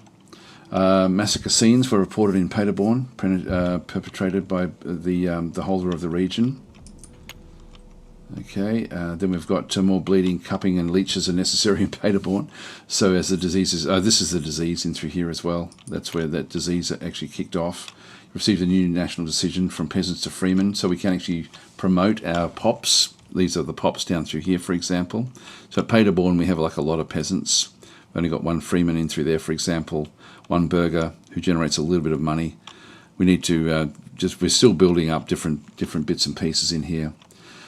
All right, so we've got that one through there. I can actually apply that, which I won't do just yet. And then we've got the have received a disorder token, now standing at -2. So that was just bad luck that we received those disorder tokens. So this is the authority in disorder. So we are down sort of low in the scheme of things with authority. If I go and click on authority, it should filter, yeah, sort by authority there. So so we're down near the bottom, which we're coloured red in here. There's a chance we're going to end up with these negative tokens. We need to be at least up into the middle area. So we need to get up to 52 authority if we can, which is going to be hard until we actually finish off this battle.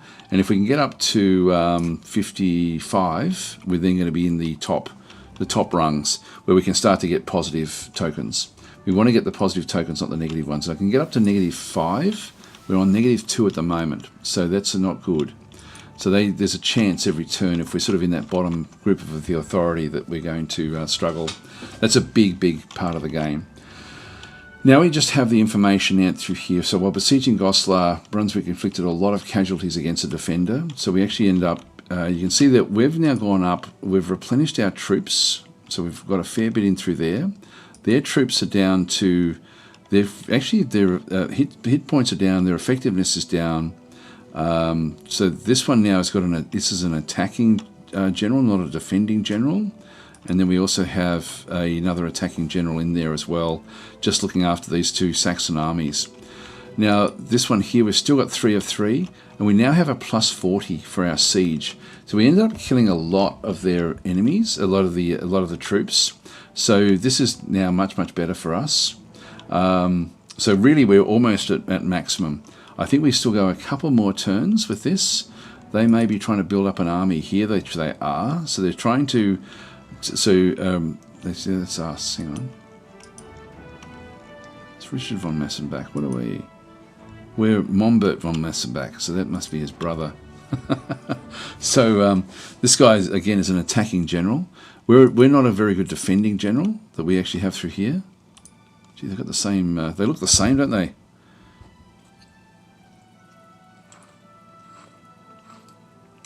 It says it's our uncle. Yeah, that's just the clergy. I'm not sure what where he is. Anyway, that's okay. We'll just have a look at these other things. We saw that decision. We'll just get rid of that one. So we'll just hover over that one. Disorder token. We have all these different things now happening in Paderborn. Pilgrim's Refuge has been completed in Bremen. That's good. So we can now go and build another building in here. So look and see what we can actually have access to. So we have manorial domain, which is going to give me food. Money's going to go down. Infrastructure is going to go down. So I don't know if I want that one. Then we've got sulfur mining, which will have infrastructure will go up. Money will go down slightly. We will produce sulfur. Trade opportunity, as there are no extra within trade range. Within a trade range of 2, there is 1 needed. So that's actually one where we can trade the sulfur if we get it. That's actually not bad. Requires 5 population or more, which we have. We also then have a anchorage where money will go up by 2. We've got a protected settlement, which sort of ends up being over through here. So the protected settlement, change fortification level by +2 points. The scribe will give me a little bit of money, but at the cost of piety. And we're missing the bonus money from parchment and vellum. And then finally we have a hamlet. But money will go down, manpower will go up. Yeah,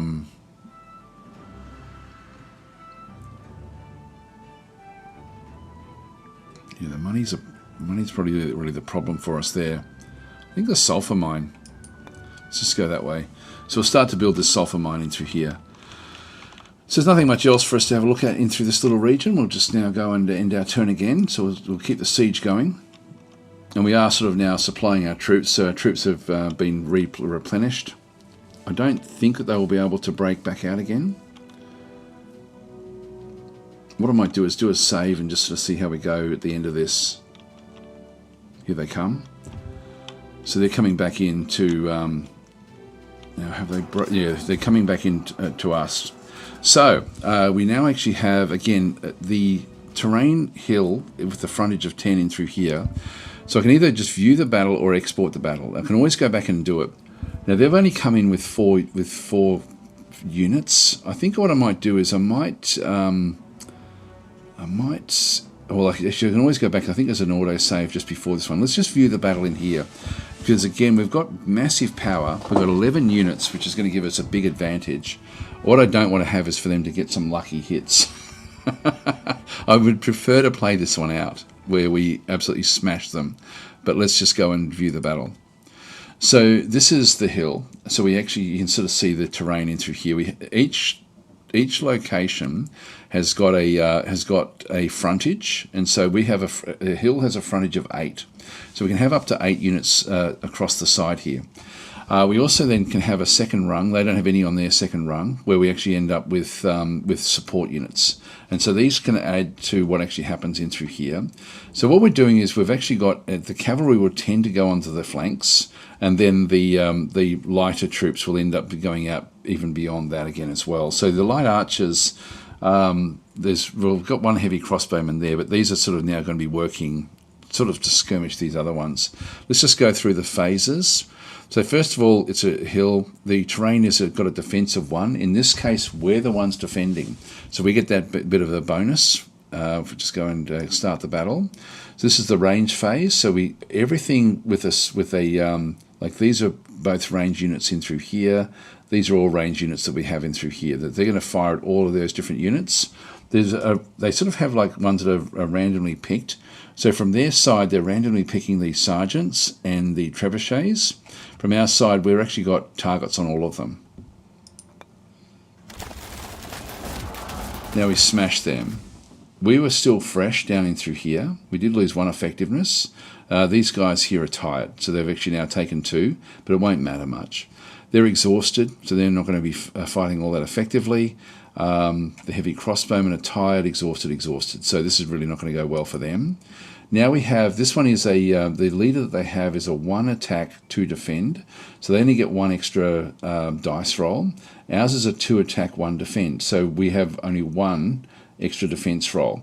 And then we go through from our early armoured spearmen against their sergeants. Their sergeants are exhausted. And so you can see we've already got a massive advantage. We have a minimum roll there of 3. We can't lose this, basically. It's just how much we're going to actually win by. All of their effectiveness is now gone. They've only got the 4 hit points, and we've got full. So we'll just go and do the roll. So we just go and play. So we smash it. And they have ended up evading, so they keep 1 hit point. We don't lose anything, so we actually had even though we had such an overwhelming number, they still managed to stay in the field, but only with 1 hit point. So it's sort of like a non-conclusive battle, essentially that particular one. Go to the next one, which will now be these knights and sergeants going up against crossbowmen. So this is going to be a very, very one-sided game, one again as well. So we've actually got 5 minimum roll here. These are unstoppable, these particular knights. Against, they don't have anything in through there as well. So we'll just go and roll.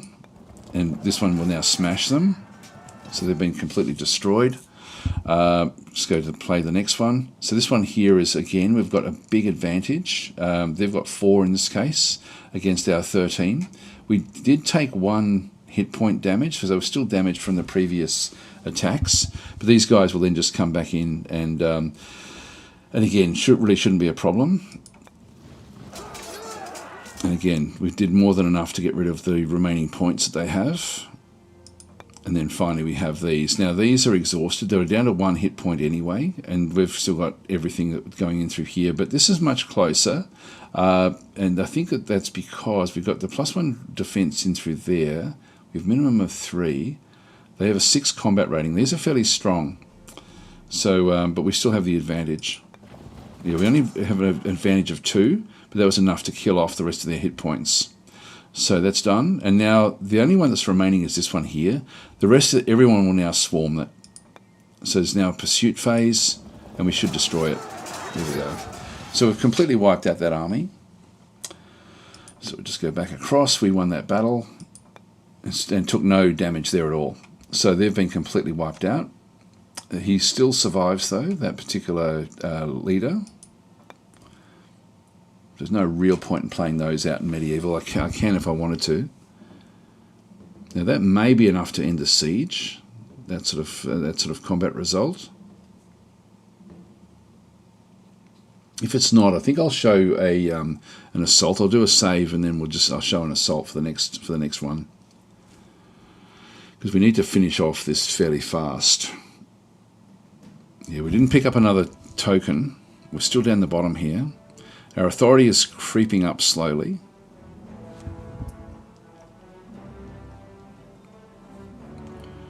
So now the AI is just doing all its stuff. There's heaps and heaps of factions in the game. Like it goes from kingdoms can actually hit each of the duchies underneath the kingdoms will actually also get to have their turns as well. All right. So legacy is just a scoring system. It's not really, doesn't really have a big bearing in the game at all. So Holland proposed we cooperate with each other as privileged trading partner and perhaps more.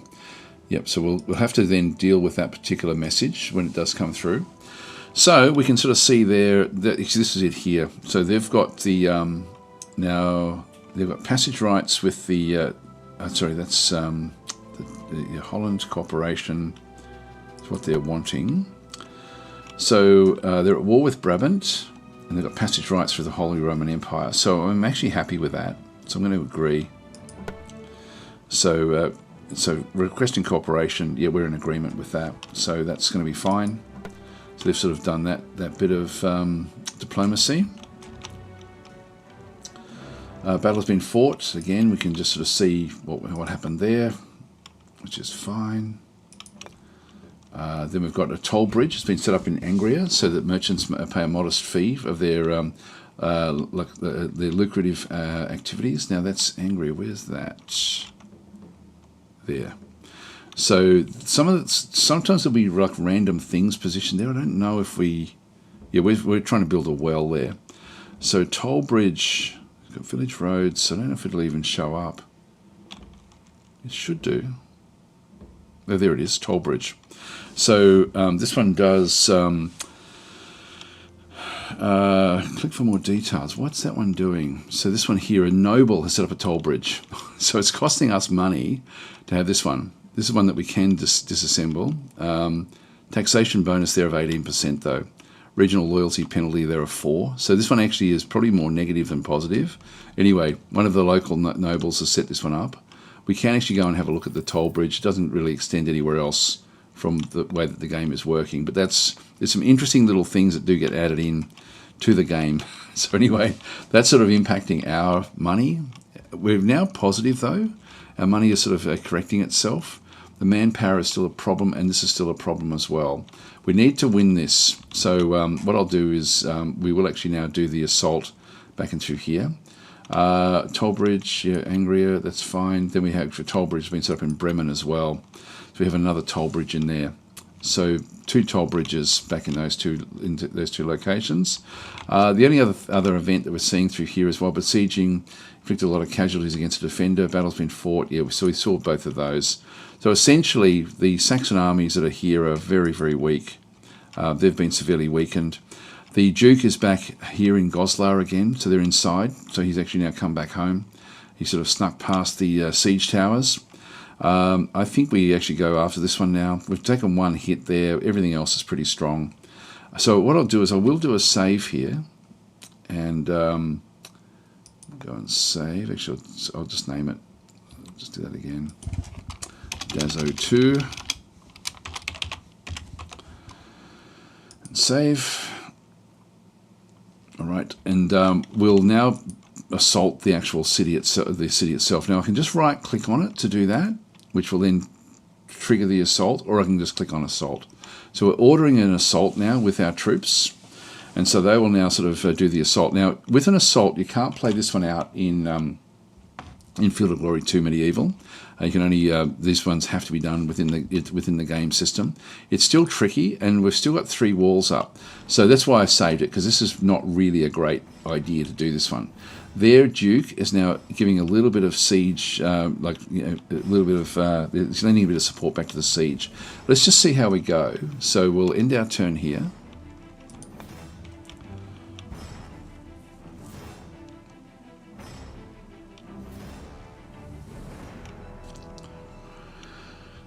Now, this, because of the walls, this can be a bad idea.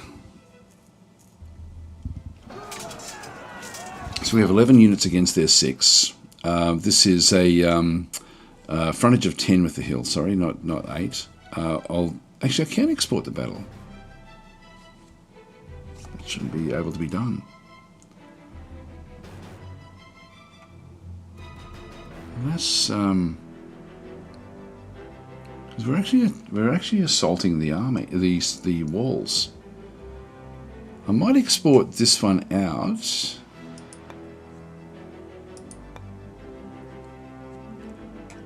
But what I'll do is so I've got the export. I can always come back to that one. If I just cancel that for a second, and then just go back in and load in that game. Where's the load? So we have pre-battle back into here. So if I go and load that one in, this will then allow me then to choose whichever way we decide to go. So I can sort of play both and sort of see what actually happens. And I think with the sieges, it is different again. It makes it much more complex. It's good looking graphics, isn't it? Fantastic.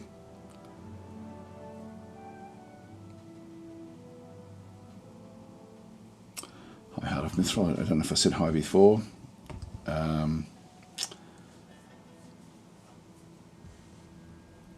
Yeah, so you actually Delbert saying you attacked a fellow HRE member. There is a big authority loss for that. Yes.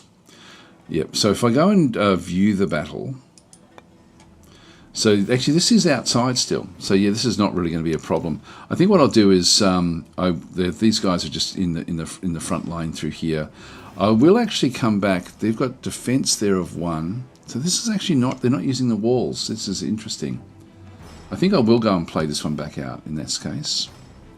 Like we end up destroying them there. Well, maybe we just leave it at that. We did take a bit of a beating there. Because that wasn't the actual guy. They've come in. We're defending with 5. They've only got 1 that they're bringing back across as well. So we'll view this battle. Yeah, I might as well, rather than playing it out, if I can get the win without sort of losing things, I'll do it at this stage. So we have big attacks. It's exhausted. And then the medium militia will then destroy it. It does get 1 extra die roll. Ooh, we only won by 1. So that's interesting. And now we get flanking shots. This is interesting here. So this is now going to be one where we get to add. They don't get to add anything else onto it because we're going to be charging in around the flank. And we only rolled 1 extra, but it was enough to get the kill. That was a shocking roll. That's it. So we win the battle there, which was always going to be the case.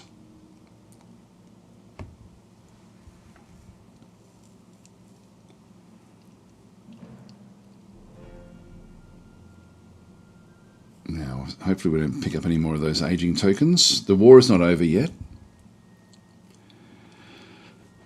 But we should now have control of Goslar. Here we go. Look at this. We've now hit back up into the middle rung. So we're not going to be losing anymore, which is ideal. Because we won that when we got +7 there because of the because of taking Goslar.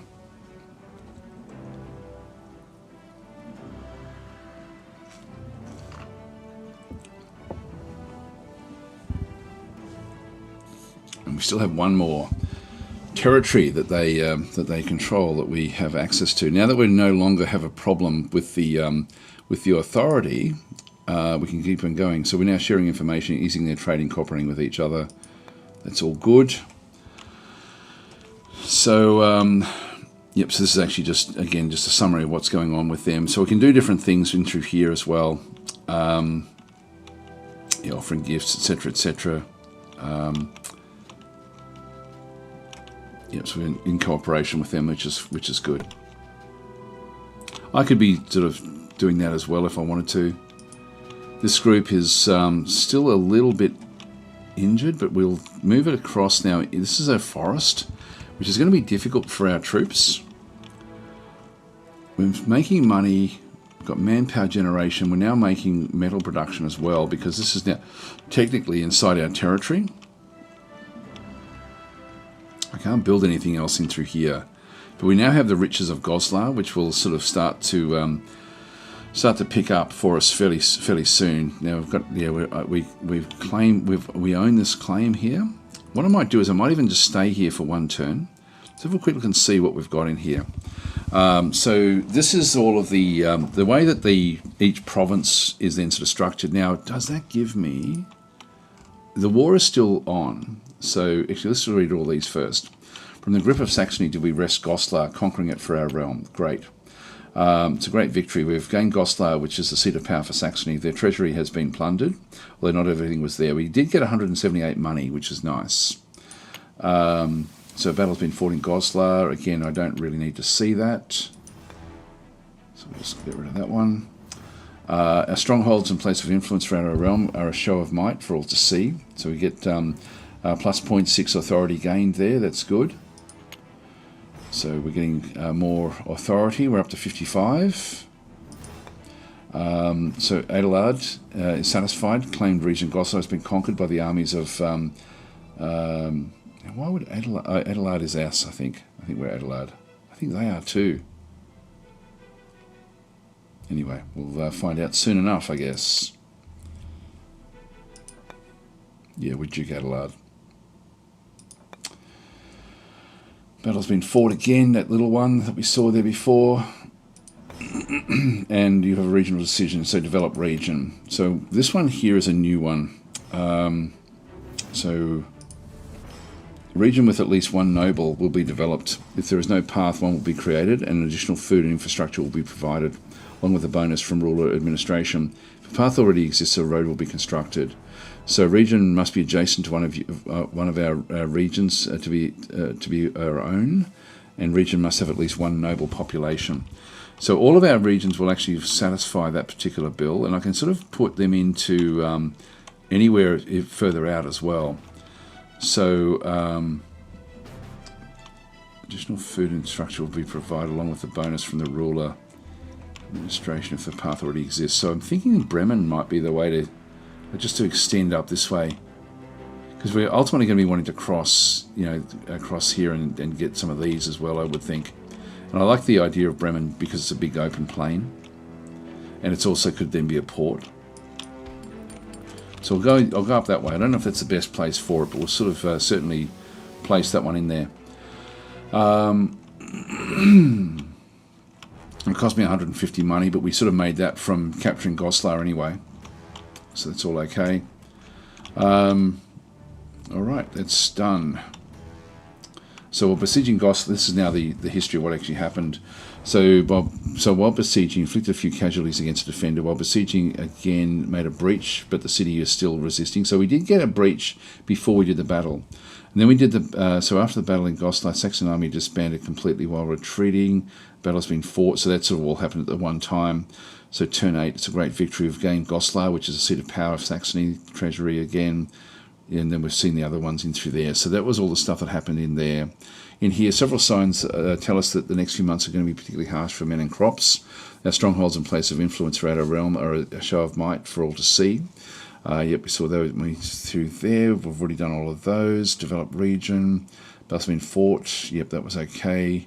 And then we have rats are appearing in Bremen. Rat catcher might be necessary to get rid of them, but perhaps they will go away. There is a new population in the region of Bremen. We have a bit of a look. So we're still building the sulfur mine. We now have rats. These are negatives. We've got the bubbling bog, and now we have rats. I can't get rid of these. This again is really added a lot with this DLC. So rats tend to appear when there is a lot of food, while health is bad and the population count is high. Using a rat catcher to get rid of them and prevent their return most of the time. Having 100 rats is a issue. Having 10,000 is a big problem. So don't be surprised to see more and more of the varmints.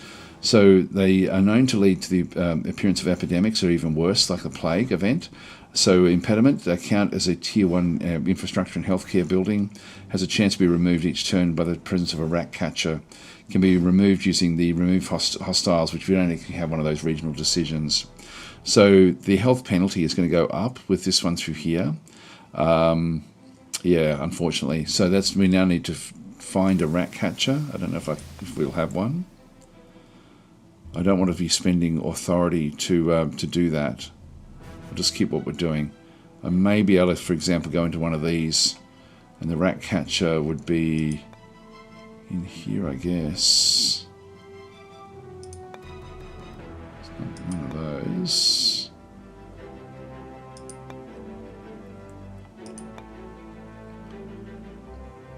Yeah, these are all so random as well. We'll just keep on going with what we're doing. So unfortunately, Bremen is going to be likely to suffer from disease and plague at some point in the future. All right, we'll let our army just heal up a little bit. There's a few units that just need a little bit of extra attention just to get them back up to full strength. And we are now making metal from Goslar. Now, we still don't have the ability to actually control this whole region. I thought that we just needed to have more than half, which we now have for that domain. We control 4 of them.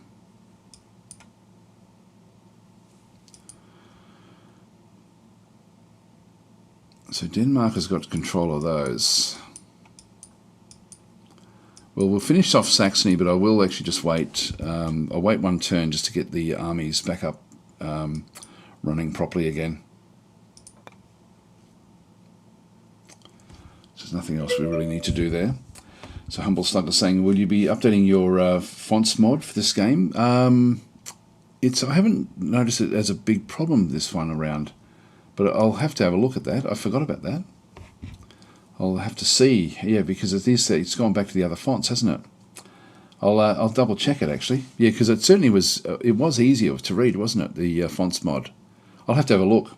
I've forgotten how I made it. I'll have to go and see. I think it was pretty simple, but I will actually go and give that one a bit of a crack. So they've now wandered back across into here again. They've only got one unit against our 5 units, so this is going to be basically a simple fight yet again. So I'll take some damage. Oh, we became exhausted down here.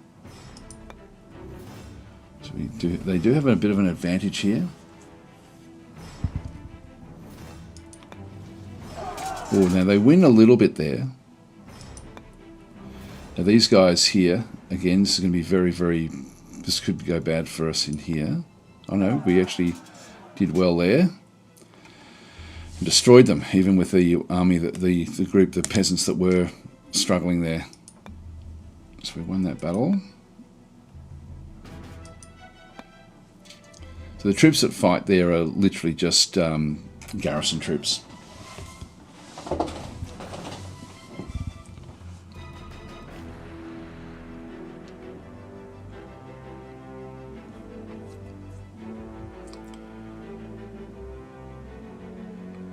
And then we'll take this last location from Saxony.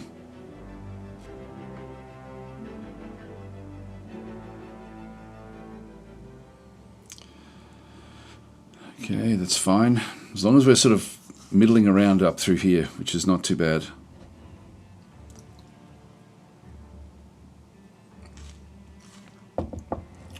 So it'll give us a chance to get on top of the metal production before we move outside of our territory again.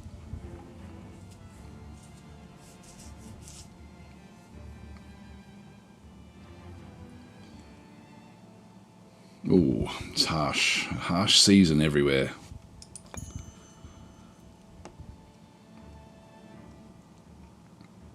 Okay, we've got a jihad that's now started as well. So the way that this one works, if you've got like Rome, you've got Constantinople, Jerusalem, and then a couple of like Mecca and Medina. And so these are sort of like where the various like champions of the faith, as the Ayyubids, the current champions. This also is the region where you can play as the Crusader states in this era, I'm pretty sure. Anyway, we won't worry too much about that one because we're sort of not really going to be playing down in that region all that much. Okay, we're back up to here, almost full strength. That's probably enough. It's just a harsh season. Let's have a look and see what else we have. So we have that battle that was fought, which you don't need to worry about. Toll bridge has been set up in over here now as well. So they're all getting involved in this. Yeah, toll bridge there. Okay, so developing this region of Bremen using the workforce provided by local peasants. So we now do actually we should have a road system. I don't know if we had that one before. That should. Yeah, we're only one turn away now with the sulfur mining. Back in through here, we had well has been completed, so we can now go and build a different building in here. Our holy missionaries in Angria have convinced a pagan population. Actually, I've meant to show that before. We've got pagan population in here, which is this is a pagan peasant. Everyone else is Christian with the yellow underneath, and so there was another one in here where that's now changed across. Yep. So Saxony entered our lands. The battle was fought. New population in Braunschweig as well. So we've actually got certain things like tenacious grassland. These require shepherd house or goats herd. So if eventually we can make something of this, that would be good. So we need to actually bring in the different buildings. Now that one's still one turn away. Let's just go into this one and see what we can bring in. So what should we do? We've got the manorial domain there, which Produces preserved food. I don't think I need that. Mining exploitation.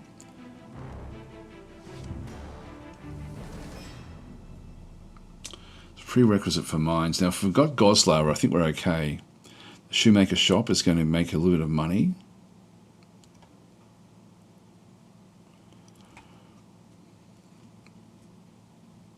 Yeah, then can have other things as well that end up being brought into it. The peasants roundup. I don't really need that one. It does give me extra manpower. The prayer bell, piety goes up. I don't think I'll worry about that either. And the alarm bell. So stewardship goes up. That's actually not bad. I think I might grab that one. So we'll grab an alarm bell for in there. So we're still making good money even with this harsh season. I think we will actually now move off and start to go across there. Now this is, actually I won't do that. I'll wait for it to not be a harsh season. Looks like we suffer a problem there when we move across. Yeah, it's got to cross a river. Well, I can actually go to here and then across. Let's do that. That way we're not crossing the river. The river is going to then give them a little bit more defense, although having said that, we really do get there straight away.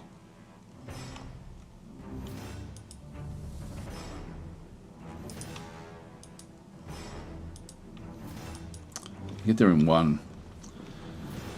It just means we're going to have a negative if they do, if we have to fight them off. Let's just do it anyway. So that's all we need to do this turn.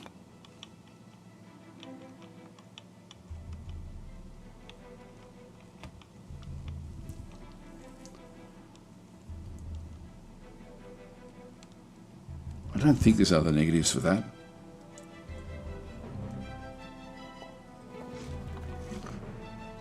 Oh, they've moved off. So this is back in Angria again. Now they've got one unit with combat power of 10 against still our 5 units. So we'll view the battle here. Again, I can still export this one even out.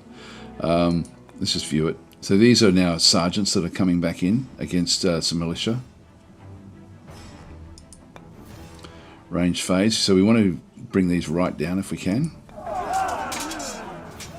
We missed, so there's nothing much that happened there. So we still have the advantage. They're ungainly here. They do get the extra roll. They've got a lot of hit points. Oh yeah, that's good. Now we take we've got a difference there of 4, but we only do 3 damage there. I think that's because they are cavalry. It sort of means that it's a little bit harder for us to hit them. But we did well there, so that was actually a good result for us. So we've sort of taken 1 hit point, two of their effectiveness. Now we have the flanking shots, where we'll see how this one goes. Now we lost that one, but we don't lose anything because we're still doing the flanks. So even though we lost the assault, it didn't actually do anything with them. We have a similar one back over here. Oh no, this one here is now going to come back in again and do this as well. There we go, we've got the advantage. This time we get rid of 2, it's down to 1 hit point. So we did end up sort of rolling fairly well there. Now we have this one, it's now pursuit, so then they're going to be running. And we did break them, that's good.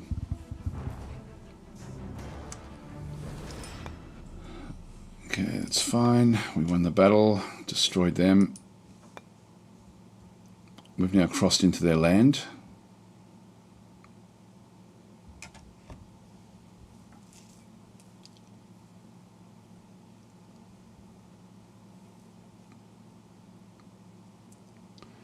Yeah, I'll have to remember to look at that mod. Let's see what I did. I forget what the process was. Yeah, I will change that. Yeah. So we're still just middling around here. We're not picking up any more authority anywhere. But we'll besiege this town now. We do have a claim on this town.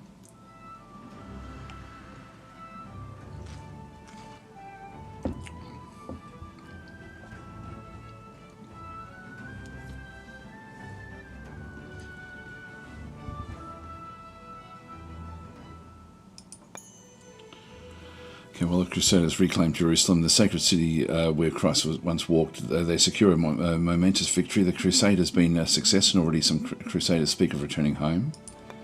So we didn't participate in that one.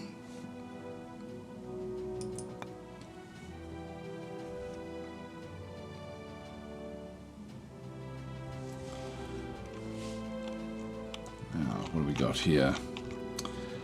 So we've just crossed over into here. This is now besieged. So this is plus 20. The siege should be quick. We can actually see that one through there. It's only got one wall. The troops in here are a lot. So there's a lot of troops in the Saxon army. No leadership though. Battle has been fought. We saw that one before. And then we've got, so we now have a pretty good understanding of where Brackenheim loyalty lies. The exact loyalty now known, 100. That's good. So this is actually someone that's inside our group. So which one would it be? It's none of those.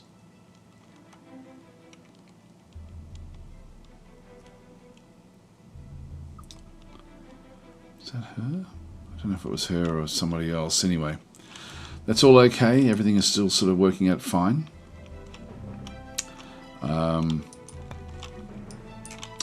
So we'll now sort of lay siege to this. So this one should be over fairly fast. Again, we just have a quick look and see. Yep, so von Brackenheim.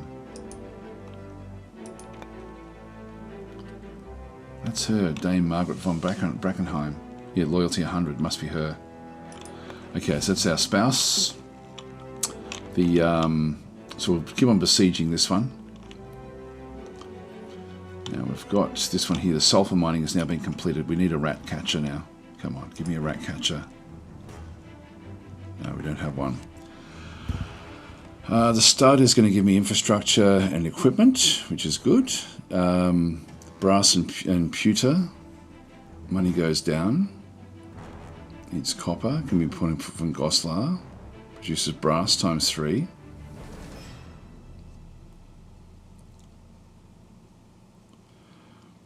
The shoemaker, we've got the closed settlement. Change fortification level by +1 points. Check your fortification, yeah, that's okay. So it's a tier 1 military building. We've got a few different things there anyway, so I won't worry about that one. The prayer bell I won't worry about, and then we've got stocks. I'll go with the stud. We can get that one very, very quickly at Bremen. And what else do we have? Back over here. Life is pleasant in Onsebrook. So they've stopped building this. 5 off away from there. This is very, very slow. Can't build anything in there. Already at the maximum number. They don't seem to have any negatives either, which is good.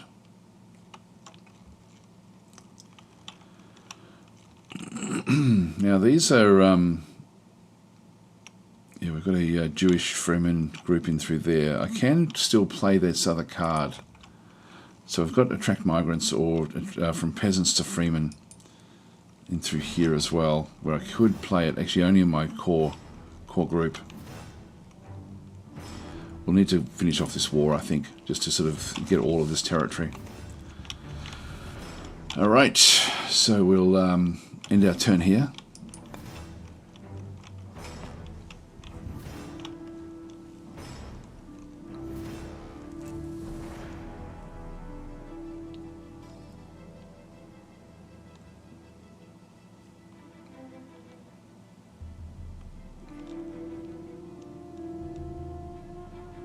Okay, Humblebug saying it looks like your terrain mods still works with Republica DLC. Other mods have not survived. Yeah, it's that mod is should be fine for most things. I was going to check that. I just don't have access to Republica yet. I can't wait. I know Vic's been trying to get me a copy, but sort of just it hasn't arrived yet. So it will be coming soon, I believe. Still processing the turns. All right. Oh, yeah. So we're still just hovering around this 54. Now, Now we need to go up into the top level to get rid of these 2 aging tokens.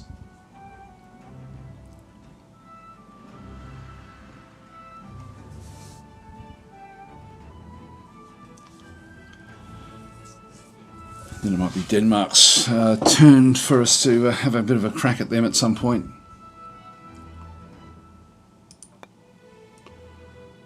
Now, inflicted a few casualties against the defender, so not very many. They're still sort of holding in there. They've now got units defending properly. Yep, they've got Adelgis is Duke. The Duke is back in charge there.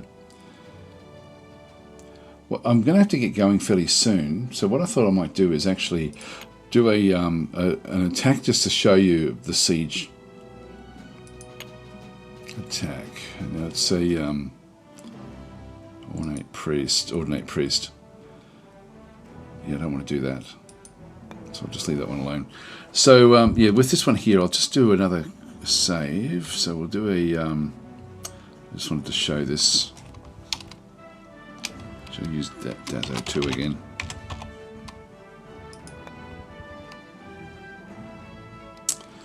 All right, so we're going to assault this particular location. So if I go and do that one, we're going to order the assault onto this particular location here. But this is going to be then played out. I don't think we can play this one out in the normal way. Let's just see how we go.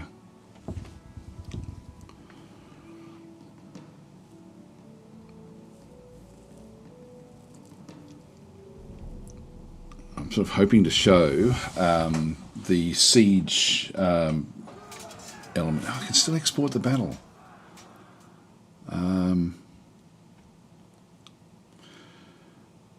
They're coming out and fighting outside the area.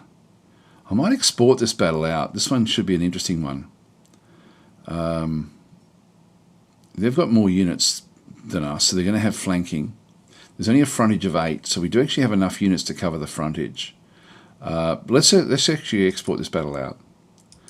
We'll finish off the way we started with a battle in there. So we'll open up Field of Glory 2 Medieval and fight this particular battle, because this is really going to be the battle for Saxony. So I will stick. I'll just double check my timing and just make sure I can do this. Yeah, I do have enough time. That's okay. Just move that over a little bit just so I can see the time. Everyone's having a good Easter, by the way. It's been a bit rainy here.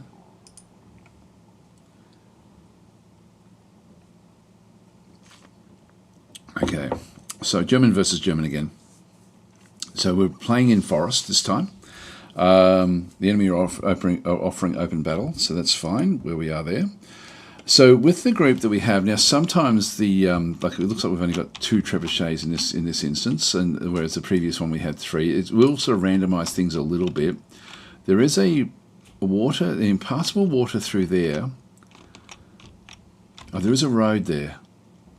I think we can get across here and there. I think. I don't know if it's a bridge. It doesn't show it being a bridge, but I think it is a bridge. So we are going to position. We've got light archers there. We should have a second light archer. We don't. Okay. Now this is where most of the attacks are going to take place. So I can't go on that other side of the river. This is going to be extremely narrow. This is Montbert. Got the sergeants there as well.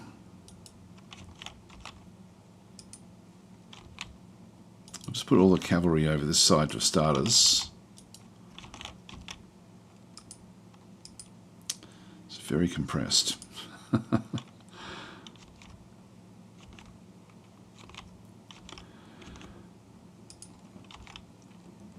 God, this is going to be really, really compressed, actually. This is going to be an interesting one.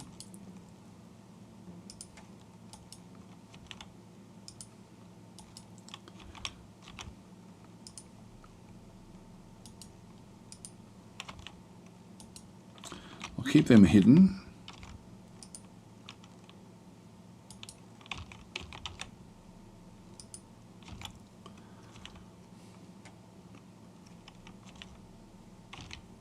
put them into here. So you can see there woods, difficult terrain, not open, severely disorders mounted elephants, heavy or determined foot, and war wagons. Disorders everything except for light foot. So I can put them in there to become moderately disordered if I need to, a bit like what we did with the rough terrain previously. Let's just keep them there. We've got heavy there. Just got different coloured uniforms on, but that's all okay. These here, I will move these up. I can actually start them right up in front. I might do that. I don't know why I can do that, actually. That's interesting.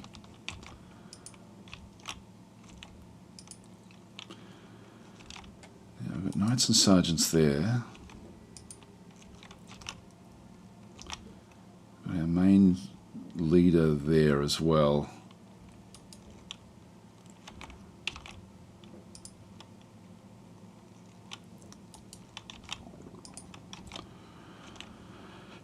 Now I can reposition the leader anywhere. One thing I will do though is just swap these two over, just so that this leader will actually end up going around this other side.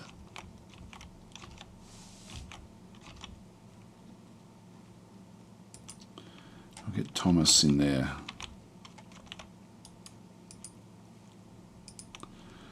Just keep these sort of back up in around this other group. So we'll try to stagger and then move in with the cavalry when we can. So this will be a bit interesting, I guess. Again, just because it's so compressed. I don't know if we can actually get across these tracks.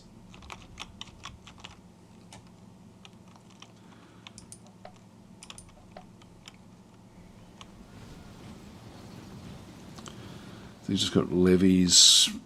They've just got irregular eastern foot down through there. They do actually have some raw levy spearmen. So these are all going to be very, very poor troops. So we'll just keep on. Now we're sort of hidden away in here. So I'm just going to keep these just coming down through the forest. So we've got, these are all just levies.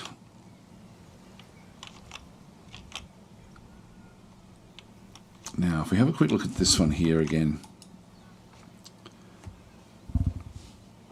short range is 6, long range is 9. So, and if I go and click on the line of fire, so 1, 2, I'll just put the grid back on. 1, 2, 3, 4, 5, 6, 7, 8, 9. So one more turn, and then we'll get full value out of those shots. So that may be worth just moving up one. They're not going to get to these. Let's just make the most of them.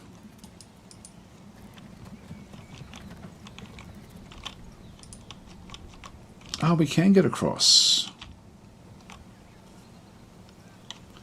We don't have any other way over. There's no real position across these locations. So these are like forwards across the river. That's the only. Oh no, we've got this one here. Okay, look, I will take that one in that case.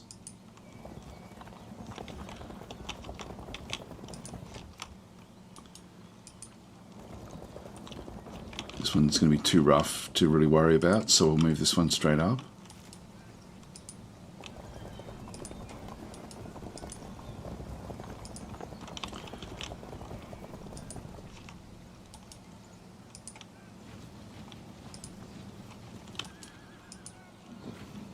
One across.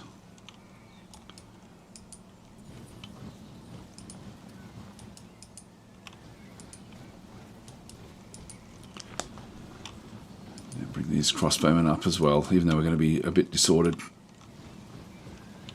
Moderately disordered in there. We can always just break back out again. These guys, these eastern foot are medium foot. So they should be, again, just moderately disordered. They're sort of similar to what we are here.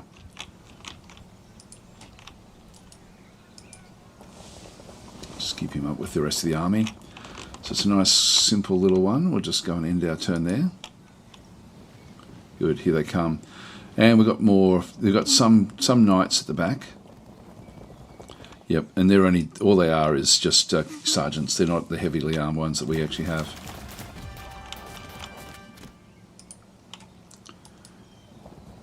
So we'll just get these ready. Alright, time to smash these. I think we'll start in the middle here actually.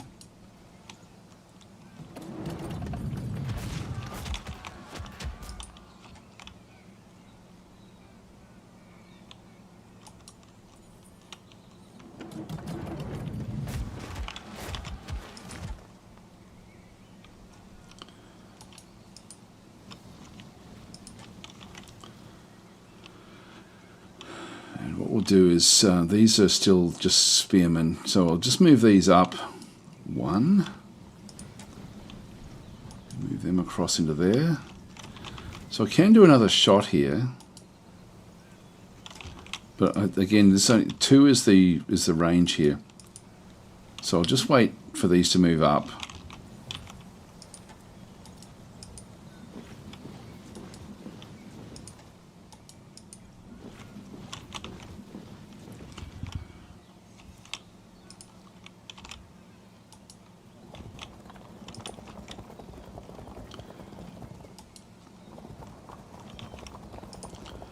Bring these up and get them ready. Ready for the assault.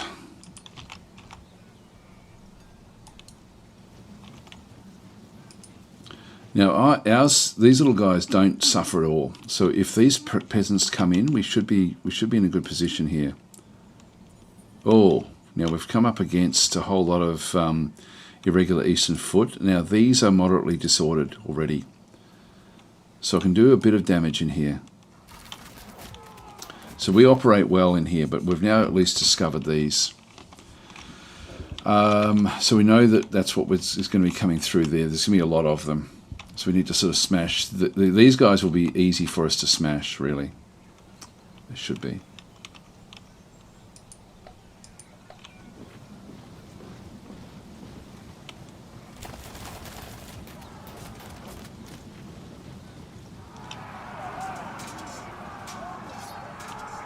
We did stand in the fight, which is not great.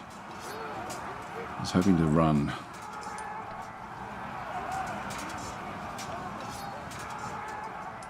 And that will be impacted negatively.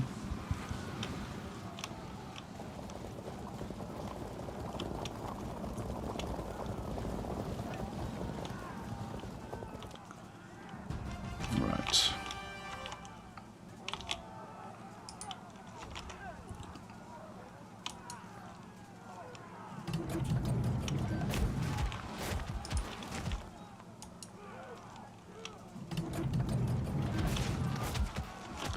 Not dramatic. They're disrupted, that's good. Good start.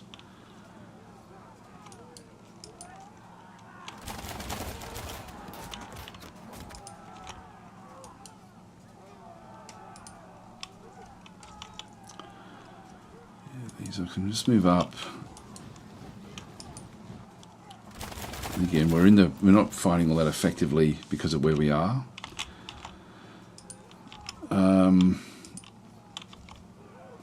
Well, now I really do have like a lot of options here. Let's just move across there. These guys will be sort of putting pressure on.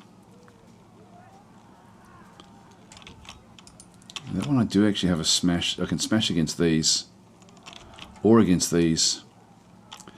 Again, big damage there. If I do that, there's a good chance we're going to end up just ripping the heart out of this whole group.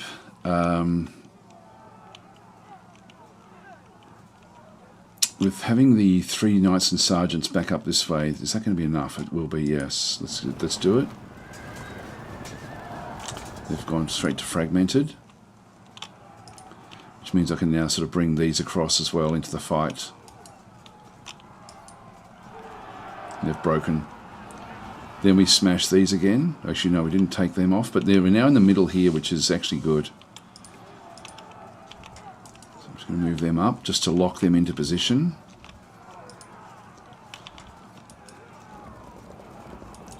Rotate. And we'll get these like very, very close into here. We'll just start to move these up as well. Might as well bring the leader in. Just tab across. Everyone has now moved. So I'm worried about this unit.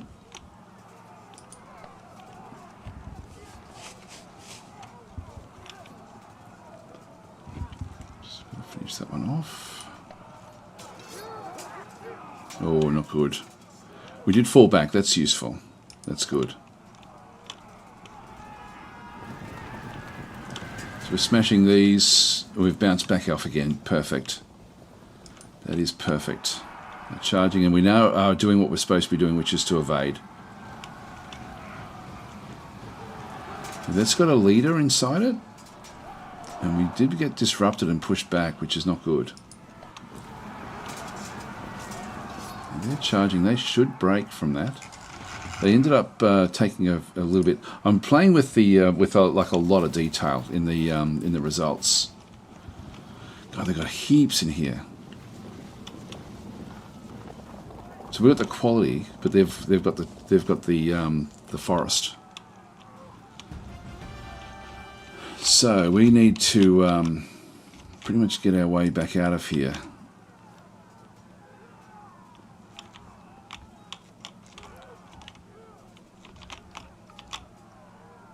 Now they're coming back through. We do have we've got better quality than what they've got.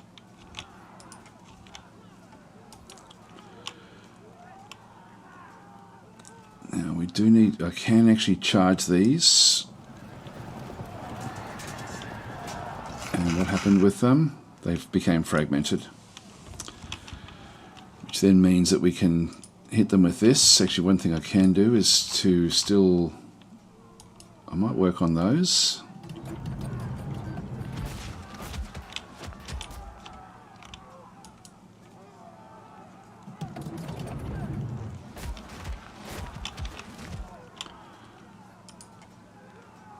Now they're locking us in.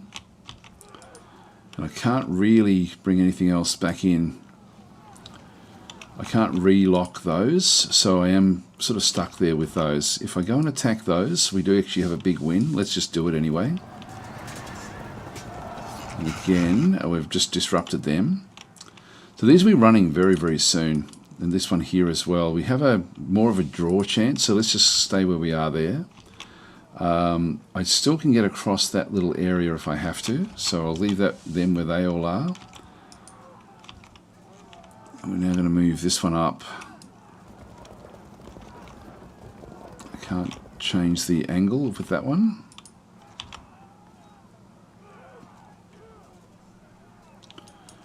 Now if I hit this one here, that's not a good result for me. I'm just going to fall back, and we did maintain. We do have to do a bit of a check on those things. Let's move back away from inside the forest now.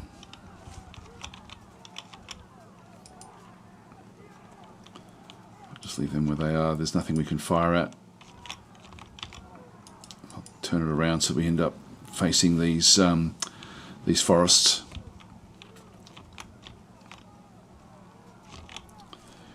That's pretty much everything done, I think.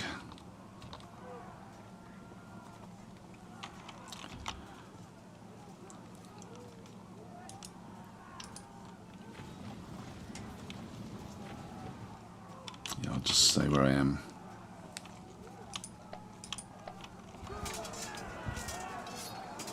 They're fragmented. They're going to run very, very quickly now.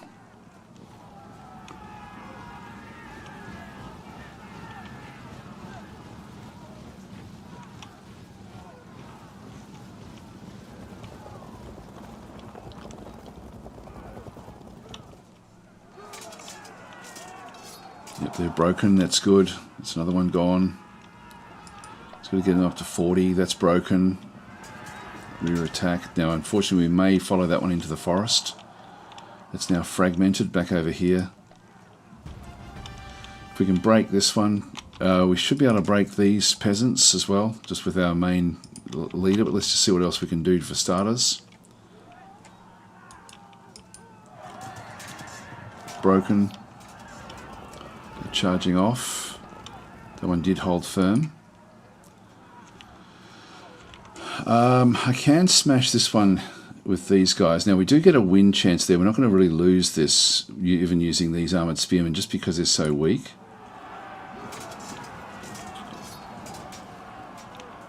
Wow, they fragmented straight away. Well, let's go and hit them. They're broken. Now we're up to 32. Again, I'm not going to get much there.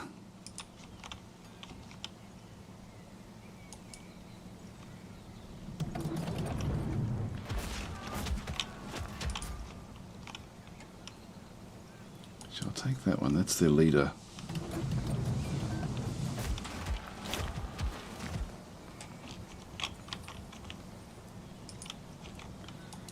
They keep on falling back, and we held on, which is great. That means that we're no longer disrupted. And so if they come towards us, if they attack us, they fight from being disordered. We are in a strong position back in here. That one's given up already. I'm just going to block them into this location here. Let's move up. We should be able to swing back around and grab these as well fairly readily. Okay, we're close to winning this. And we didn't follow, which is great. They've hit us with an impact. It's indecisive.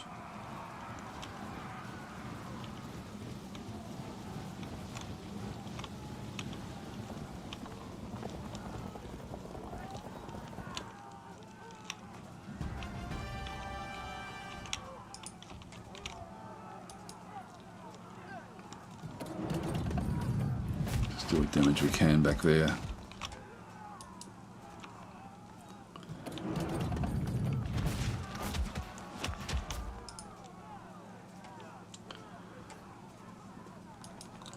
Rotate that one around.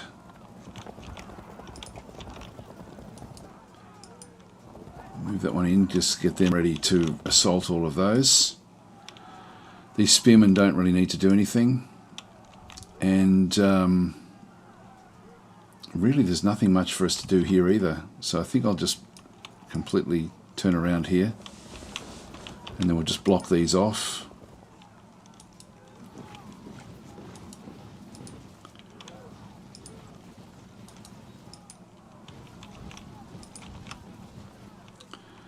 So we'll move on up. Let's just start to do damage against that one.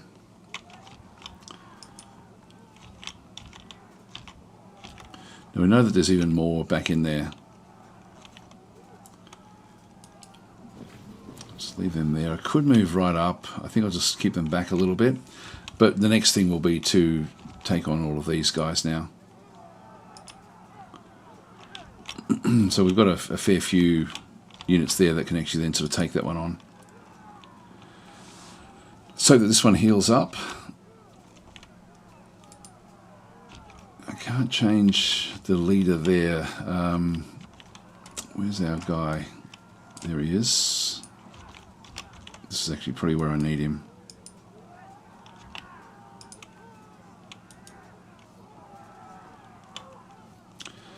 Again, we're fighting in here where the enemy is moderately disordered and we're not. So we have an advantage by keeping them in this terrain. We have to do that fight. They're fragmented and they're fallen back. That's okay. So we want them to bounce off this forest as they sort of attack our troops on the outside of the forest. So I could actually even move that one back in, but I don't want to do it. We only need one more to run, and that's pretty much it. Let's just end our turn here. Oh, they've rallied, so that's come back a bit. Oh, our general fell, the one that we moved across. That sort of impacts the happiness of everyone.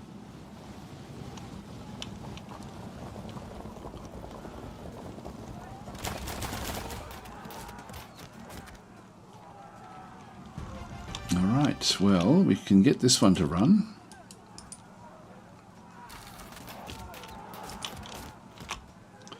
And we'll just keep on working our way back there. Trebuchet's not doing a massive damage in here.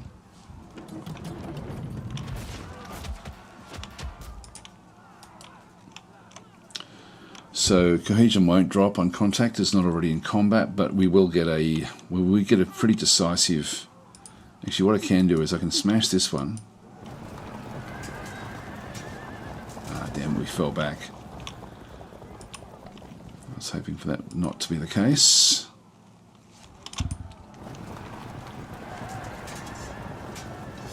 Oh gosh, we actually lost that one. It's not good.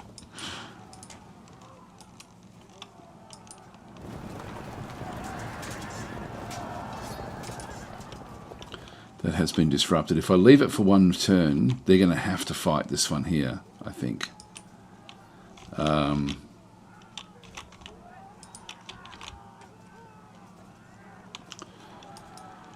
Let's just get this one ready. Back over here as well.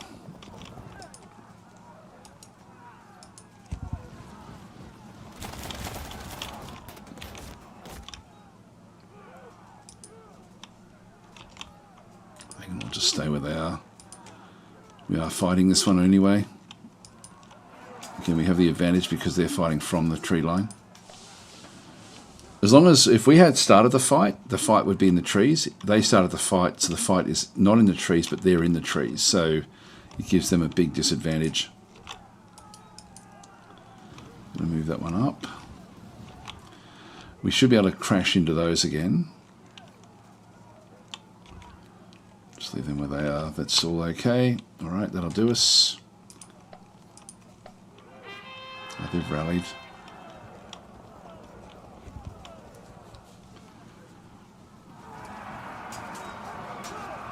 We should be okay here. Yep, it's just indecisive, even though we've taken a bit of a break.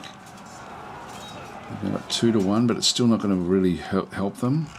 They ended up holding firm, actually, even after taking those big losses.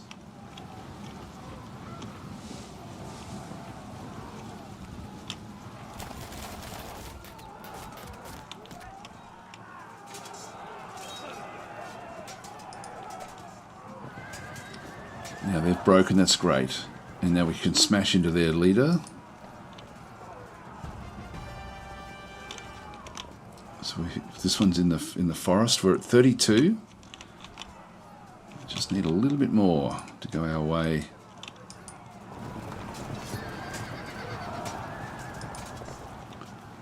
We've been disrupted. And now we get the flank. The cohesion will drop. That should break them. Yep, broken. Off they go. And that should get us, 38. Not quite there.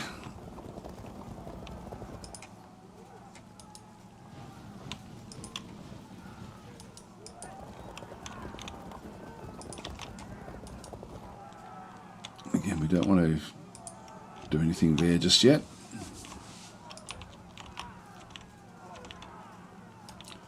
It won't take much to get them to run.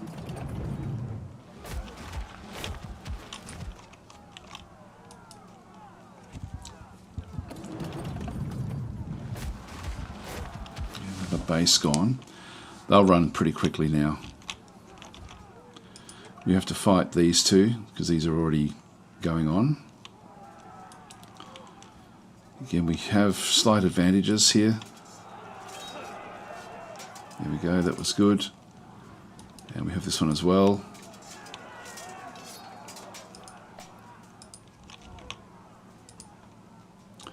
have to do this one as well. We have a slight disadvantage here just because we're disrupted, but still didn't work. That was still fine.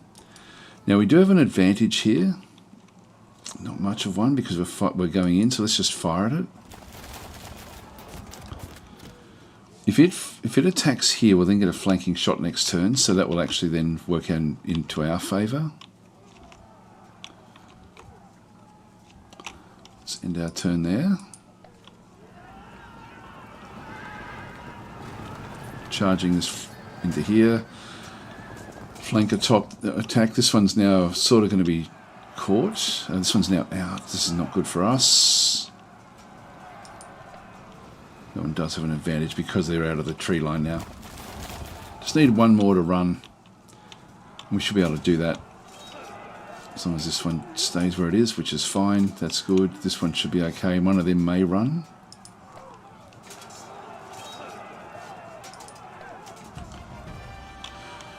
Yep, so they're fighting nicely.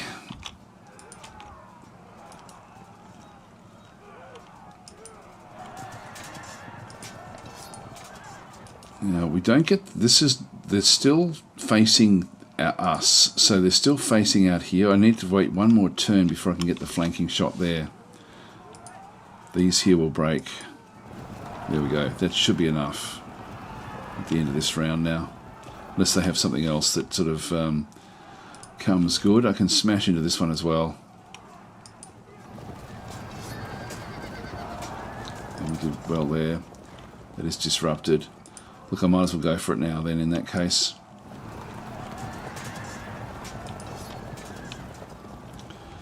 The sergeants just aren't quite as strong.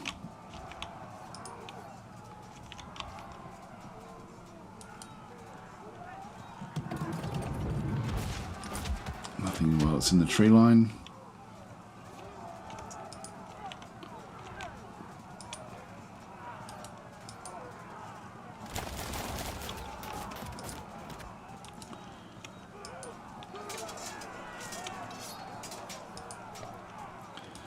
This one as well.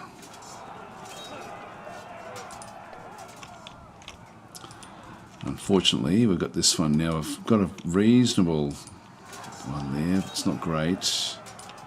This one's the hard one for us. Yeah, we did okay.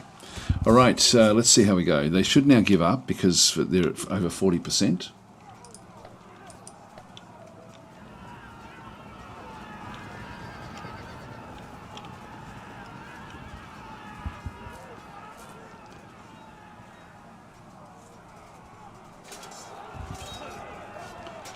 Okay, we held on. That's the important one.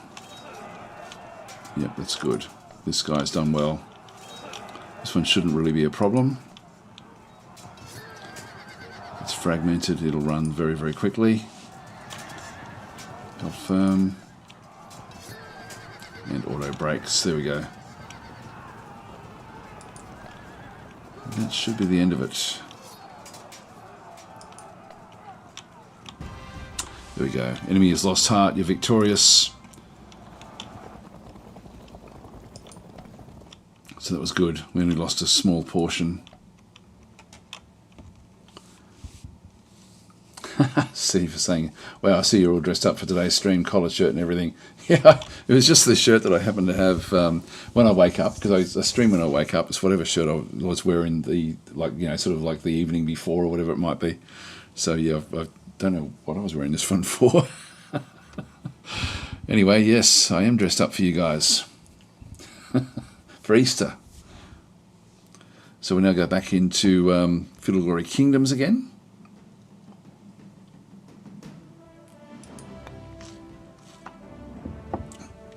And so that will then sort of be the results that we end up getting.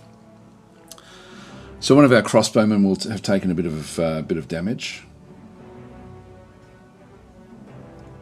So everyone just wanted to see, when the general is surrounded on the field, when the battle ends, is he captured automatically? No, it's sort of they either die or they get away, basically. So there's no capturing, or there's no prisons or anything like that in the game. It's sort of fairly abstracted in terms of the leaders. The leaders, it's nothing at all like Crusader Kings. You can see there a fair few of them did survive, and we did take some damage there.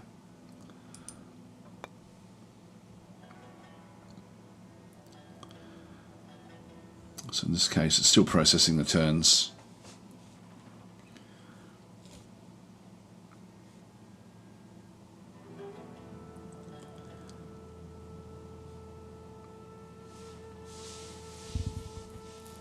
And now, again, now that we're sort of away from our actual terrain, like we're sort of now operating remotely, we now suffer, like it's costing us more in metal, manpower and money to keep this army in the field. We've hit the top rungs. Here we go. So we've got another +3 in through there. So this, hopefully this will then start to come backwards a little bit. We need it to.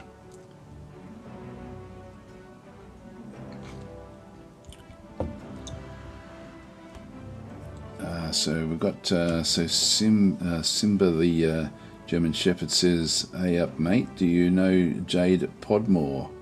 No, Australia's a bit bigger than 5 people, if that's what you're referring to. Some people do think Australia's so small that everyone knows everyone, but we don't all know everyone. We know most of them, but not everyone. I don't know Jade. I'm being facetious, I'm sorry. Okay, we're progressing now. We're in the progress tier reached, which is good. Now we'll have to get going, guys, so I'm going to have to leave it here. But anyway, we did a bit of work there today, which was nice. So authority is certainly sort of kicking in with what we have, which is good. So we've got the +3.9. So I think I'll just leave it here. And yeah, we do have some, looks like we've got epidemics there getting through now, which is not good. Anyway, we'll save that for the next run. So Steve was saying that, come on now, Australia has more sheep than people. I think it does actually, technically. Anyway, but I will leave it there, guys. I'll catch you guys tomorrow if you're around. Although there's actually one thing, there is a new Matrix TV channel coming. It's I don't know if they've announced it, but I think I'm due to play there tomorrow as like the first stream over there. It's if you are interested, it's Matrix Games _TV, and so that's sort of where I am scheduled to play. If I can't get things to work, because I'm not a moderator on that particular channel yet. I did do a test run to see if I can actually stream into it, and it looks like I can, but I don't know if I actually am a moderator, so I may still be on the Slytherin channel tomorrow. But anyway, we'll see how we go. And I can't even remember what I'm playing tomorrow, actually, so I'll have to see what that is. I don't think it's this game, maybe something else. Yeah, I'm unsure. Anyway, is that Matrix channel on Twitch? Yes, it's on Twitch. It should be, and I don't even know if it's set up. Actually, we should have a quick look. I'll just have a quick squiz and see. So this is it's twitch.tv/Matrix Games _TV. Is it? Oh, hang on, I've put an M in front of it. That's nothing.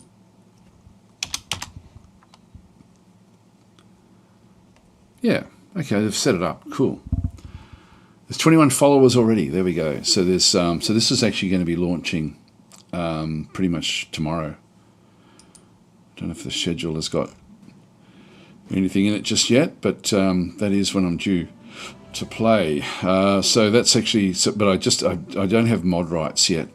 So it hasn't streamed anything recently, but I did actually do a test stream into it, and it looks like that part of it's all working, but I just can't change the what the video is going to be about. So I'll hopefully get that sorted today. If not, then I'll be on the Slytherin channel. But that's sort of this is a new one, so you may want to get that one. Actually, is that one? No, that's actually just showing. It's us there. Okay, that's fine. Anyway, I'm going to leave it there, guys. So thanks for watching, and I will be on this. As I said, it should be on this Matrix Games _TV channel. So the games that are purely Matrix games are going to be streamed here, and the Slytherin games are going to be sort of streamed on the Slytherin channel. This is the understanding that I have. So I'll